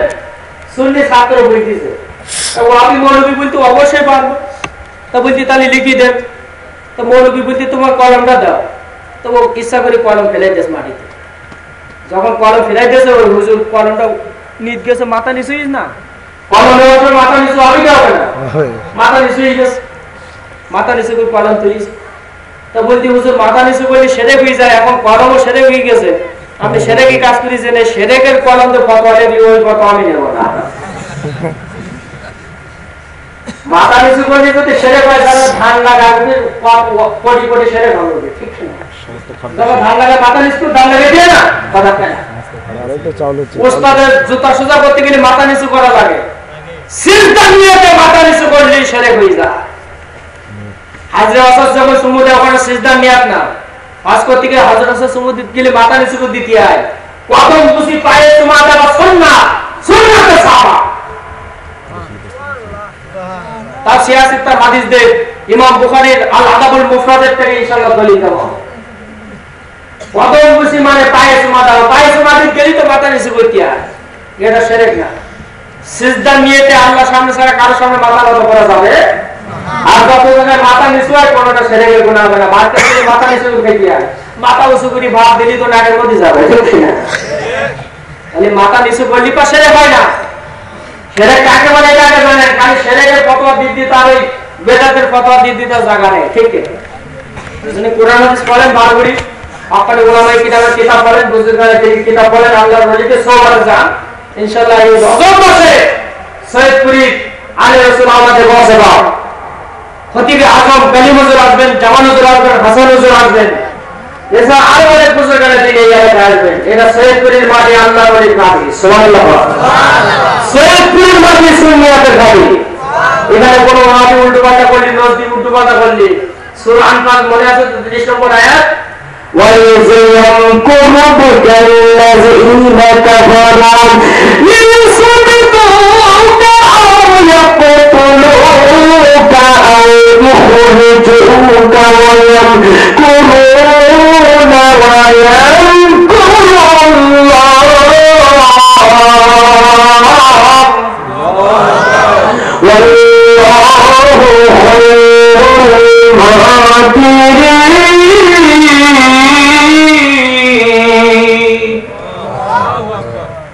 এই আয়াতে আল্লাহ তাআলা কি বলেন? নবীজি নবুয়ত যখন প্রকাশ পাইল 40 বছর সাইবাসে আবু জাহেল উতবা সাইবা সব নবীর বিরুদ্ধে গোপন পরামর্শ বৈঠক বসাইল দারুন নদওয়ায়। আমাদের লোক কথা নয় জায়গা বসাইলের দিক, এমন সময় ইবলিস শয়তান লম্বা জামা, দাড়ি, পাগড়ি সব কিছু একেবারে দরবেশ সেজে দারুন নদওয়ায় যে একটা ধাক্কা মেরে বলছে, আবু জাহেল দরজা খুলে দাও, এই তিনটা পর্ব হওয়ার শেষ আর 10 মিনিট সময়, তিনটা কথা এখানে আল্লাহ তাআলা বলে দিয়েছেন। এই তিনটা শুনলে ওয়াহাবি কারা সুন্নি কারা ইনশাআল্লাহ বুঝতে পারবেন ইবলিস শয়তান দরবেশ সেজে গিয়েছে। কি সেজি? দরবেশ। সুন্দর চেহারা মানে দরবেশ সেজে, পাগড়ি মাথায় দিয়ে, লম্বা জামা গায়ে দিয়ে, দাড়ি লম্বা দিয়ে। তা আবু জেহেল বলছে আপনি কে? বলছে আমি নজদ থেকে একজন দরবেশ আসছি। কোথা থেকে? সৌদি আরবের জায়গার নাম নজদ, ওই নজদির বাড়ি যেখানে নজদ, আব্দুল্লাহ নজদির বাড়ি যেখানে, ওই জায়গার নাম নজদ, এই জন্য নজদি বলা হয়। নবীজি ওই জায়গা সম্পর্কে অভিশাপ দিয়েছে। ওখান থেকে ইবলিস শয়তান বলছে আমি ওখান থেকে আসছি। বলছে তোমার মতন দরবেশের জন্য দরজা খোলা যাবে না, তুমি তো নবীর পক্ষে থাকবা। বলছে আমি নবীর পক্ষে না, নবী তোদের নবীকে নিয়ে যতই মাথা ব্যথা তার সাথে আমার মাথায় ব্যথা বেশি। নাউজুবিল্লাহ। আমার আমাদের প্রতি তার দরজা খোলা যায়, দরজা খুলি যায়, সুন্দর চেয়ার, একেবারে সভাপতির আসনে বসেই উনি নিচে বসে গেছে। আবু জেহেল নিচে বসছে, ইবলিস শয়তানের সভাপতি বানিয়ে দিয়েছে বৈঠকে। 1 নম্বর পরামর্শ হলো মুহাম্মদ সাল্লাল্লাহু আলাইহি ওয়াসাল্লাম যা শুরু করছে তো বন্দি করে রাখা হোক, খাওয়া দাওয়া বন্ধ করে দেওয়া, তাহলে আর কলেমার দাওয়াত দেবে না। এখানে আর একটা কথা বলি, নবী কলেমার দাওয়াত দিতে মার খাইছেন, তাইফের ময়দানে, উহুদের ময়দানে, বিভিন্ন যুদ্ধের ময়দানে মার খাইছেন, দান্দার মোবারক শহীদ করছেন। আর আমরা দাওয়াত দিতে গেলে যদি দাওয়াত পুরি খাওয়া হয়, তা আমাদের হুজুর বলছেন তাহলে তোমার এই দাওয়াত আর নবীর দাওয়াত এক হলো না। নবী দাওয়াত দিতে গিয়ে মাইর খেয়ে আর তুমি দাওয়াত দিয়ে দিতে আবার তোমার গরু পোল্ট্রি নি খাওয়ায়, দাওয়াত পুরি খাওয়ায়, তোমার দাওয়াত নবীর দাওয়াত এক হয়েছে। ঠিক কিনা? বাজান আমার এই পরামর্শ যখন দিয়েছে, ইবলিস শয়তান বলছে আবু জেহেল তোমার এই পরামর্শ আমি মানি না। সভাপতি এখন বলছে তোমার পরামর্শ ঠিক না। বলছে কেন? বলছে আমি সভাপতি সাহেব বলছি তোমরা মুহাম্মদ সাল্লাল্লাহু আলাইহি ওয়াসাল্লামের খাওয়া দাওয়া বন্ধ করবা, কিন্তু আমি এখন সাক্ষী দিয়েছি মুহাম্মদের আল্লাহ পাক খাওয়াবে। সুবহানাল্লাহ। তাহলে রিজিকের মালিক কে? আল্লাহ। খাওয়ানোর মালিক কে? আল্লাহ। এই বিষয় আমাদের হয় না, এই জন্য আমাদের সন্তানদের মাদ্রাসায় পড়ায় না। দেখবেন আমাদের সন্তানদের ভিতরে সুন্নি মৌলবী আলেম ওলামা সৈয়দপুর কম, আর ওদের লোক সংখ্যা কম, কিন্তু ওদের মাদ্রাসার ছাত্র বেশি। তাহলে এই ছাত্র কোথা থেকে আসলো? ওরা টাকা পায় কোথা থেকে? এই সুন্নি মুসলমানেরা ওদের অনুদান দেয়। সুন্নির মধ্যে আমার গোল আলু আছে কিছু, ওদেরও কাছে ভালো থাকে, এদেরও কাছে ভালো থাকে, আছে না? ওরা টাকা বের কোথায়? তো সুন্নিরা টাকা বন্ধ করতে হবে, মাদ্রাসা বন্ধ হয়ে যাবে, বিশেষ করে সৈয়দপুর। ঠিক না? রিজিকের মালিক কে? খাওয়ানোর মালিক কে? কিন্তু আমরা বলি ও মাদ্রাসায় বলি খাবে কি করি, ও ফকিরি বিদ্যা শিখি খাবে কি করি, হুজুররা খাবে কি করি কয়। আর আমি বলি হুজুররা ইয়াতো সব খাবে কি করি। আঙ্গুর, আপেল, কমলা লেবু, ওই যে মাগরিব ঈশার পর যেখানে গেলেন কত রকম আয়োজন, খাবে কি করি হুজুররা ইয়াতো সব খাবে কি করি। ঠিক কিনা? খাওয়ানোর মালিক কে? আল্লাহ। ইমাম সাহেব জায়গায় যে চাকরি করে 30-40 হাজার টাকা বেতন পাবো, ও তা খাইতে পারে না 12 মাস। ইমাম সাহেবের মুখী দাড়ি, ইমাম খাই লোকের বাড়ি বাড়ি। 30 দিন 30 জনের বাড়ি খাবে, প্রত্যেকদিন ভালো মন্দ, কিছু না থাকলে আন্ডা একটা দেবে। ঠিক আছে? প্রত্যেকদিন ভালো মন্দ খাই, যত্ন আদর করে খাওয়াই গ্রামের দেওয়া। মাছ একটা যদি বড় মাছ আনে, মাথাটা হুজুরির দে, কিছু নেকি পাওয়া যাবে। ঠিক কিনা? নিজেরা খায় না, কথা পায় না। এক জায়গায় মাহফিলে গেছে, তা ওই বাড়িওয়ালা বলতে ওই মোরগের রানটা আজকে দ্বিতীয় ওই ডিসি সাহেবের, তা মহিলা বলতে তোমার ডিসি বাদ রাখো, মোরগের রান হুজুরির দেবো, ডিসি বাদ দিয়ে যা থাকে তাই ডিসি। মহিলারা কিন্তু হুজুরদের ব্যবহার করতে হয়। ঠিক কিনা? ওদের দোয়া লাগবে। তাহলে আপনাদের সন্তানদেরকে আজকের সৈয়দপুরের মাটিতে ইসলাম টিকাইতে গেলে, সুন্নিয়ত টিকাইতে গেলে সুন্নি আলেম তৈরি করার দরকার। যেখানে দর্শনী জানি মাদ্রাসা আছে, সুন্নি মাদ্রাসা আছে, ওই মাদ্রাসায় আমাদের ছাত্রদের ভর্তি করার দরকার। আমাদের সন্তানদেরকে দেওয়ার দরকার একজন সুন্নি আলেম হাজার ওয়াহাবি আলেমদেরকে পড়ানো দিতে পারে। ঠিক কিনা? কিন্তু এই সুন্নি আলেম তৈরি করার দরকার আছে না নেই? আমার কাছে যে ছাত্ররা দেখছেন, এর নাম হলো আহমদ রাজা, ওই পাশে যেটা দেখছেন ওটার নাম আব্দুল কাদের, গৌসে পাকের নামে, এটা হলো আলা হযরতের নামে। এই আলা হাফেজ বসে রয়েছে, নাম হলো আশরাফ, মাকদুম পাকের নামে। সুবহানাল্লাহ। ও হাফেজ ইংলিশ, এরা তো মাওলানা কি করছে, 5-6 বছর পড়ার পরে এরা আগে সৈয়দপুর ইনশাআল্লাহ, এদের বাড়ি সব সৈয়দপুর। এ সৈয়দপুরি হক্কানি আলেম হবে, সুন্নি আলেম হবে, ওয়াজ মুনাজারা করার জন্য বাইরে থেকে আনা লাগবে না। এখন এদের যেভাবে শিক্ষা দেওয়া আছে, ওয়াজ মুনাজারা আমাদের লাগবে না, এরা এইসব কিতাবকে দলিল দেবে ওয়াহাবি আলেমদের। আমি বলছি আমার ছাত্রদের সাথে আগে ওয়াজ মুনাজারা করবে, ওরা না পারে দ্বিতীয় নম্বরে আমরা আগে ছাত্রদের সাথে ওয়াজ কর, ঠিক কিনা? কি হচ্ছে, ঠিক আছে কিনা? এই জন্য আপনাদের সন্তানদেরকে এখানে নতুন যে মাদ্রাসা হয়েছে কাদরিয়া, তাহেরিয়া, সাবরিয়া মাদ্রাসা, ওখানে দেন। সুন্নি যত মাদ্রাসা আছে, যে মাদ্রাসা আপনার ভালো লাগে সেখানে দেন। আমাদের ওখানে রোজার পরে মিজান জামা খোলা হবে, দার্সে নিজামী, উর্দু, ফার্সি, আরবি, বাংলা, ইংরেজি সহ দ্বীনি এলেম সহ দুনিয়ার এলেম শিক্ষা দেওয়া আছে 24 ঘন্টা নেগরানি সহকারে, গেটে লোক রেখে পাহারা সহকারে এলমেদিন শিক্ষা দেওয়া আছে। ওখানে ভর্তি করেন, আপনার যেখানে ভালো লাগে দেন, কিন্তু মাদ্রাসায় আলেম বানান। আর আপনাদের জাকাত ফিতর টাকা সুন্নি মাদ্রাসা দেন, ওয়াহাবি মাদ্রাসা দেবেন না। সুন্নি মাদ্রাসা দেবেন, তাহলে সৈয়দপুর সুন্নি কায়েম হবে, বাইরে থেকে আলেম ওলামা দাওয়াত করে আনা রাখবে না, ইনশাআল্লাহ আপনাদের এখানে হয়ে যাবে, ঠিক কি না? এদিকে বলি, তাহলে 1 নম্বর পরামর্শ খাওয়ানো মালিক কে দাও? আল্লাহ। ইবলিস শয়তান সভাপতি বলছে, আবু জাহেল তোমাদের পরামর্শ আমি মানলাম না, তুমি খাওয়া বন্ধ করতে হবে, আল্লাহ খাওয়াবে। সুবহানাল্লাহ, সুবহানাল্লাহ। 2 নম্বরের পরামর্শ, 2 নম্বরের পরামর্শ, তাহলে মুহাম্মদ সাল্লাল্লাহু আলাইহি সাল্লামকে দেশের থেকে তাড়াই দেওয়া যাক। সূরা আনফালের 30 নম্বর আয়াতের ভিতরে আল্লাহ তাআলা এই গোপন পরামর্শকে জানাই দিলেন, দেশের থেকে তাড়াই দেওয়া যাক। তখন ইবলিস শয়তান সভাপতি বলছে, হে আবু জাহেল, এই কথা তোমার মুখে যেন দ্বিতীয়বার উচ্চারণ করি না। বলছি কেন? বলছে মুহাম্মদ সাল্লাল্লাহু আলাইহি সাল্লাম এখন তোমাদের ভিতরে আছে, তোমরা যা ইচ্ছা তাই করতে পারো, কিন্তু দেশের থেকে যদি তাড়াই দাও, যদি বাইরের দেশে যদি পাঠাই দাও, মুহাম্মদ সাল্লাল্লাহু আলাইহি সাল্লামের চেহারা দেখে লোক মুসলমান হবে, তার কুরআন তেলাওয়াত শুনে লোক মুসলমান হবে, তার আমল আখলাক দেখে লোক মুসলমান হবে। ওই সমস্ত হাজার হাজার মুসলমান নিয়ে তোমাদের পরে যদি হামলা করে, তখন তোমরা মামলা টিকাইতে পারবে না। বলছে এখন হযরত মুহাম্মদ মুস্তাফা সাল্লাল্লাহু আলাইহি সাল্লাম একা একা আছে, তোমরা যা ইচ্ছা তাই করতে পারো, কিন্তু দেশের থেকে যখন বাইরে পাঠিয়ে দিবা, তার চেহারা দেখে, তার আমল আখলাক দেখে, তার কুরআন তেলাওয়াত শুনে হাজার হাজার লোক যখন মুসলমান হবে, ওই সমস্ত লোকজন নিয়ে এসে যখন হামলা করবে, তখন তোমরা আর মরে পারবা না। তাহলে ইবলিসের বুদ্ধি আছে না নেই? একেবারে শেষ পরামর্শ। তখন আবু জাহেল বলছে, তাহলে মুহাম্মদকে একেবারে কতল করে দেওয়া যাক, নাউজুবিল্লাহ। তখন ইবলিস শয়তান হাতে তালি দিয়ে বলছে, এই বিলটা পাস করা যাক, নাউজুবিল্লাহ বলবেন না? কতলের বিল পাশে গেল। এদিক থেকে আমার আল্লাহ তাআলা হযরত জিবরাইলের মাধ্যমে নবীজিকে জানাই দিলেন, ইয়া রাসূলুল্লাহ, আপনার দ্বীন প্রচার করতে গেলে দুনিয়ায় এখনো থাকার দরকার, এইজন্য আপনি মক্কা থেকে মদিনায় চলে যান। এখান থেকে লম্বা ঘটনা এখানে আমি শেষ করে দিচ্ছি, সেটা হলো সুন্নি মুসলমান আর ওয়াহাবি মুসলমান আমল আখলাক সব রকম দেখতে একরকম, কিন্তু আকীদায় যে পার্থক্য, আমরা আল্লাহ রাসূলকে হাজার না জানি, নবীজিকে মেগায় স্বীকার করি, নবীজির মেগায় জানেন। এই আকীদায় যে ওয়াহাবিদের সাথে সুন্নিদের পার্থক্য, আহলে সুন্নাতের জামাতের সাথে আমাদের পার্থক্য হলো, তাদের পার্থক্য আমরা এলমে গায়ব মানি, নবীজিকে হাজার নাজের মানি, নবীজিকে নূরের তৈরি বলি, নবীজিকে মাটির তৈরি বলি না, নবীজিকে আমাদের মতো করি না। এই পার্থক্যগুলো থাকার কারণে তাদের ভিতরে আমাদের ভিতরে পার্থক্য হয়ে গিয়েছে। যারা নফসে মিলাদকে, মূল মিলাদকে যারা অস্বীকার করবে, খোদার কসম করে বলছে তার কোনো ঈমান থাকবে না।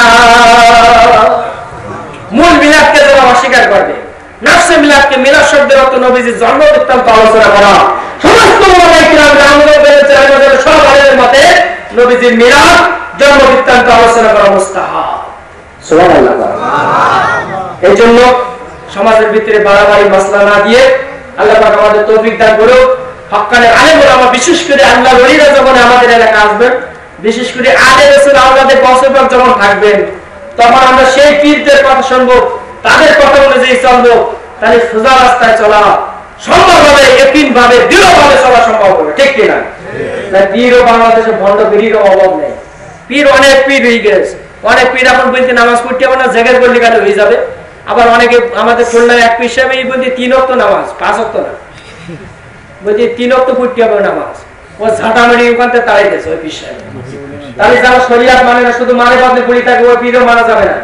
শরিয়াত মানে পাঁচশো তরিকা থাকিবার সময় যে সমস্ত বুজুর্গানের দিন চলেন, আলা হযরতের মাসলাক অনুযায়ী আলা হযরত যেভাবে বলছেন, আর আমাদের নসিব কত ভালো, আমরা গসে ভাগের তরিকা, আমাদের গসে ভাগ বড় পীর, আমাদের ইমামে আজম আবু হানিফা রাহমাতুল্লাহ আলাইহি, আমাদের নবী হলো সাইয়্যিদুল মুরসালিন, ইমামুল মুরসালিন, নবীও শ্রেষ্ঠ, মাযহাবের ইমামও শ্রেষ্ঠ, তরিকার পীরও শ্রেষ্ঠ। সুবহানাল্লাহ বলো।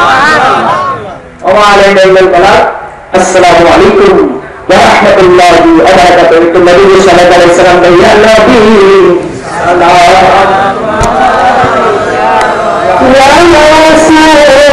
সালাম আলাইকা ইয়া হাবিব সালাম আলাইকা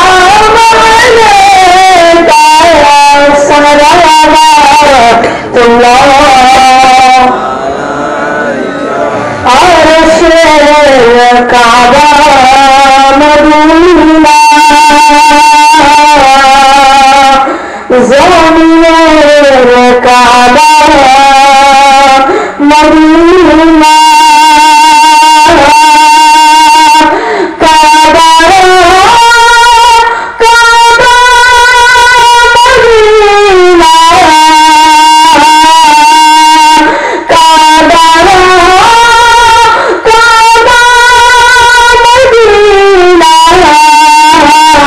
জান্নাতুল মাওয়া মদিনা ইয়া নবী সালাম আলাইকা ইয়া রাসূল সালাম আলাইকা ইয়া হাবিব সালাওয়াতুল্লাহ হাবিবি ইয়া রাসূলুল্লাহ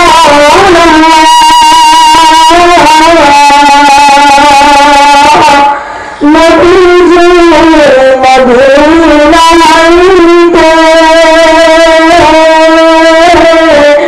সব কিছু পারেন দেখিতে মদের লাশ কবরে শুয়াইতে মদের লাশ কবরে শুয়াইতে তুলে নিবে না পান করেতে ইয়া নবী সালাম আলাইকা ইয়া রাসূল সালাম আলাইকা ইয়া হাবিব সালাম আলাইকা সালাওয়াতুল্লাহ আলাইকা ইয়া রাব্বি সাল্লি ওয়া সাল্লিম দাইমান আবাদা হাবিবিকা ওয়া হাবিবিকা কি লিখেছে নবীর মদার জানে আল্লাহর সাহেব কিন্তু সর্বদাই হাজির নাজির। প্রশ্ন চলেছে, সে থাকি মুখে বললে ভালো হয়, শেষে বুঝতে পারবে না। হুজুর আমি এখানে বলছি যে সাধারণ পাবলিক অনেক সময় বিভ্রান্তি হয় হুজুর, বিভিন্ন প্রকার বিভিন্ন আপনি একটা বলতেছেন আরেকজন আরেকটা বলছেন, কিন্তু উচিত এখানে সমত্র হ্যাঁ আমি লিখছি যে নবীজি তো আল্লাহর ক্ষমতার পর নবীজি আল্লাহ নবীজিকে দান করছেন, তারপর নবীজি হ্যাঁ গায়েব জানে, কিন্তু হ্যাঁ নবীজি যখন একটা উম্মতের ওপর একটা বান্দার ওপর আল্লাহ যখন সন্তুষ্ট হয় তারপর না হুকুম করে নবীজিকে ওই অনুযায়ী ওই বান্দাটা দেখতে পারে। কিন্তু আপনি বলছেন যে নবীজি হাজির নাজির, কোন সূত্রে নবীজি সর্বদাই কি হাজির নাজির? না না আমি বলতে আপনি আমি শ্রোতা মানুষ, আপনি বুঝাই দিবেন, আমি শুনবো, আমি শ্রোতা। আপনি শুনবেন তাহলে তর্ক করা যাবে না। না তর্ক করব না, আমি আগে বলেছি না নবীজি নূরান আর রহমাতান হাজির নাজির বলছি, হ্যাঁ বলেন সব কিছু। নবীজি নূর সর্বদা হাজির নাজির, নবীজি রহমত সর্বদা হাজির নাজির। আর আল্লাহ তাআলা ইলম আর কুদরত, ইলমে আল্লাহ তাআলা হাজির নাজির, আর কুদরত আর শক্তিতে আল্লাহ তাআলা হাজির নাজির। কথা বুঝতে পেরেছেন? এটা জামাতের ভিতরে না ঠিক আছে নূরান ওয়া রাহমাতান। রহমত সব জায়গায় আছে ওই হিসেবে। আর হাজির নদী হতে সবাই তো ওনার কাছে হবে। আর এই কিয়ামের ভিতরে আপনি কি বলছেন? নবীজি মদিনা হইতে সবকিছু পারেন দেখিতে। নবীজির কাছে কোনো কিছু গায়েব নেই, সব নবীজির কাছে সামনে, আমরা সব নবীজির সামনে। এটা দাঁড়িয়ে সালাম দেয়, এটা বসে দেয়, সব নবীজি দেখতে পায়। এর ক্ষমতা আল্লাহ তাআলা নবীজিকে দিয়েছেন। এই যে প্রশ্ন করছে এর উত্তর ওয়াজের মধ্যে হয়ে গেছে, কিন্তু উনি হয়তো বুঝতে পারেনি, এজন্যই করছে। এই কিছুদিন আগে সিংহের গাড়ি সেমিনার হয়েছিল, আমি ছিলাম, আর মুফতি মতিন সাহেব, না আমিন সাহেব মনে হয়, আমিন সাহেব, মুফতি আমিন সাহেব, পিস্তালিয়া মাদ্রাসা, হ্যাঁ। তো ওখানে এবার সরাসরি মাইকি প্রশ্ন করছিল, আমরা স্টেজ থেকে উত্তর দিয়েছিলাম। ওখানে দিনের বেলা হয়েছিল, এটা বলতে দিয়েছেন। তো প্রশ্ন না করলে শেখা যায় না, বাইরে প্রশ্ন করছে সঠিকটা জানার জন্য। যারা সঠিক জানার জন্য প্রশ্ন করবে, আলেম ওলামা যেটা বলবে এটা মেনে নেবে। আর যে মানবে না, ওই সঠিক জানার জন্য প্রশ্ন করবে না, সে তো আর বলবে, ঠিক কিনা? আপনি যদি জানার জন্য প্রশ্ন করেন, এখান থেকে যেটা বলা হবে সেটা মেনে নেবে, না জানার জন্য প্রশ্ন করেন, ঠিক না? আর যদি আপনি জানেন তারপরে যদি আবার তর্ক করেন, তাহলে বসে বসে করতে মুখী তো তর্ক করা যাবে না। এই কিতাব যে পড়তে পারবে না, সেই আলেমের সাথে বসবো না। যে কিতাব পড়তে পারে তার সাথে বসবো। যে তাসের ফোটা ফেলে ব্যবস্থা, তাসের দিকে টিকটা মাটিকে তুরুক মারবে, গন্ডগোল হবে কি হবে না? ঝগড়া হবে। যে তাসের ফোটা ফেলে তাস খেললে ঝগড়া হয় না। তা যে কিতাব পড়তে পারে যে আলেম, সেই আলেমের সাথে আমি বসতে রাজি। সাধারণ পাবলিক ভাই, আপনি কারি সাহেব হাবেশের মসজিদ ইমামতি করেন, আপনার সাথে আমি চ্যালেঞ্জ করতে রাজি। আপনি কিতাব পড়তে পারেন, আপনার সরকারি সার্টিফিকেট আছে, সরকারি মুফতি বা অন্য সার্টিফিকেট আরো আছে, কিতাব পড়তে পারেন, আপনি আসবেন আমার সাথে মোনাজারা বা ওয়াজ করতে, তাহলে আমরা বসে রাজি আছি। না ওই মুখে তর্ক করে কোনো লাভ হবে না, ঠিক কি? তাহলে এই প্রশ্ন করার না টাকা বলে নিচে নাম লিখে দিতে হয়। কথা বলতে দিচ্ছেন? যখন প্রশ্ন করবেন, হ্যাঁ, প্রথমে সালাম দেবেন, তারপর প্রশ্নটা লিখবেন, নিচে নাম লিখে দেবেন। এটা হলো প্রশ্ন। আল্লাহ পাক তৌফিক দান করুক। এখন তো আমরা ও আরেকটা কথা এখানে শেষে বলি দেই। আর বারাইনের পাতে আছে কিতাবটা, দেওবন্দি লেখা, খলিল আহমদ সাহারানপুরি। ওখানে একটা ঘটনা লিখছে, দেওবন্দি এক আলেম, উনি স্বপ্নে দেখছেন নবীজিকে। কাকে স্বপ্নে দেখছে?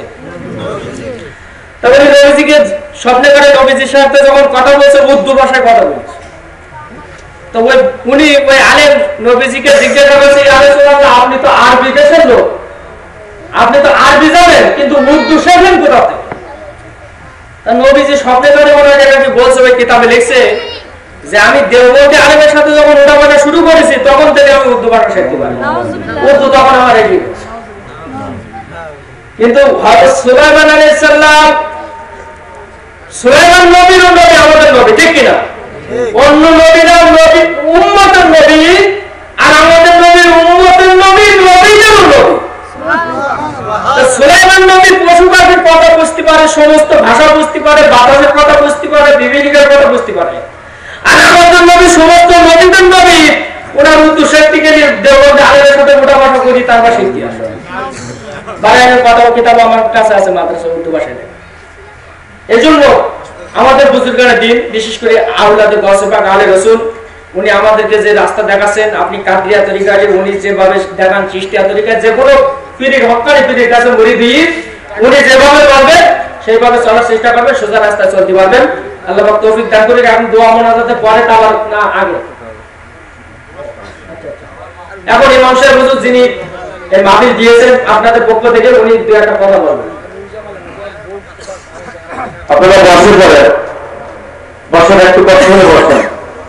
এখন দেওয়া হবে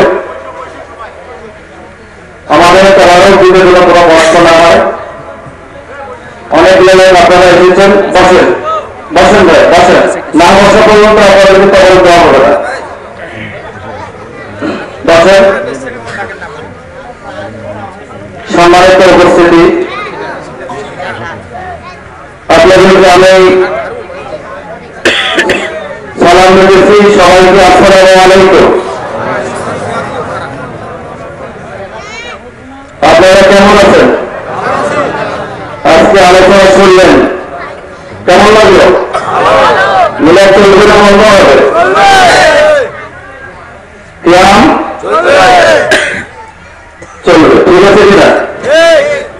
যাই হোক, আমরা এই মাহফিলটা করেছি, মাহফিলটা করতে গিয়ে অনেক টাকা পয়সা খরচ হয়েছে।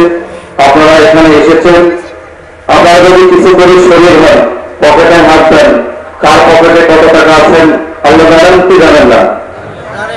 হ্যাঁ, এই পকেটের টাকা নিয়ে যদি আমরা বাড়িতে যাই, এই রাস্তায় এখানে যদি দান না করি, এই টাকা নিয়ে মরে গেলে কি টাকা আমাদের সঙ্গে যাবে?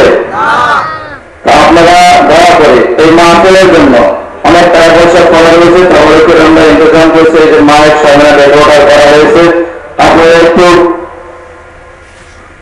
মানে দেন, সাহায্য করেন। 500 1000 এরকম দেওয়ার মতো লোক আছে,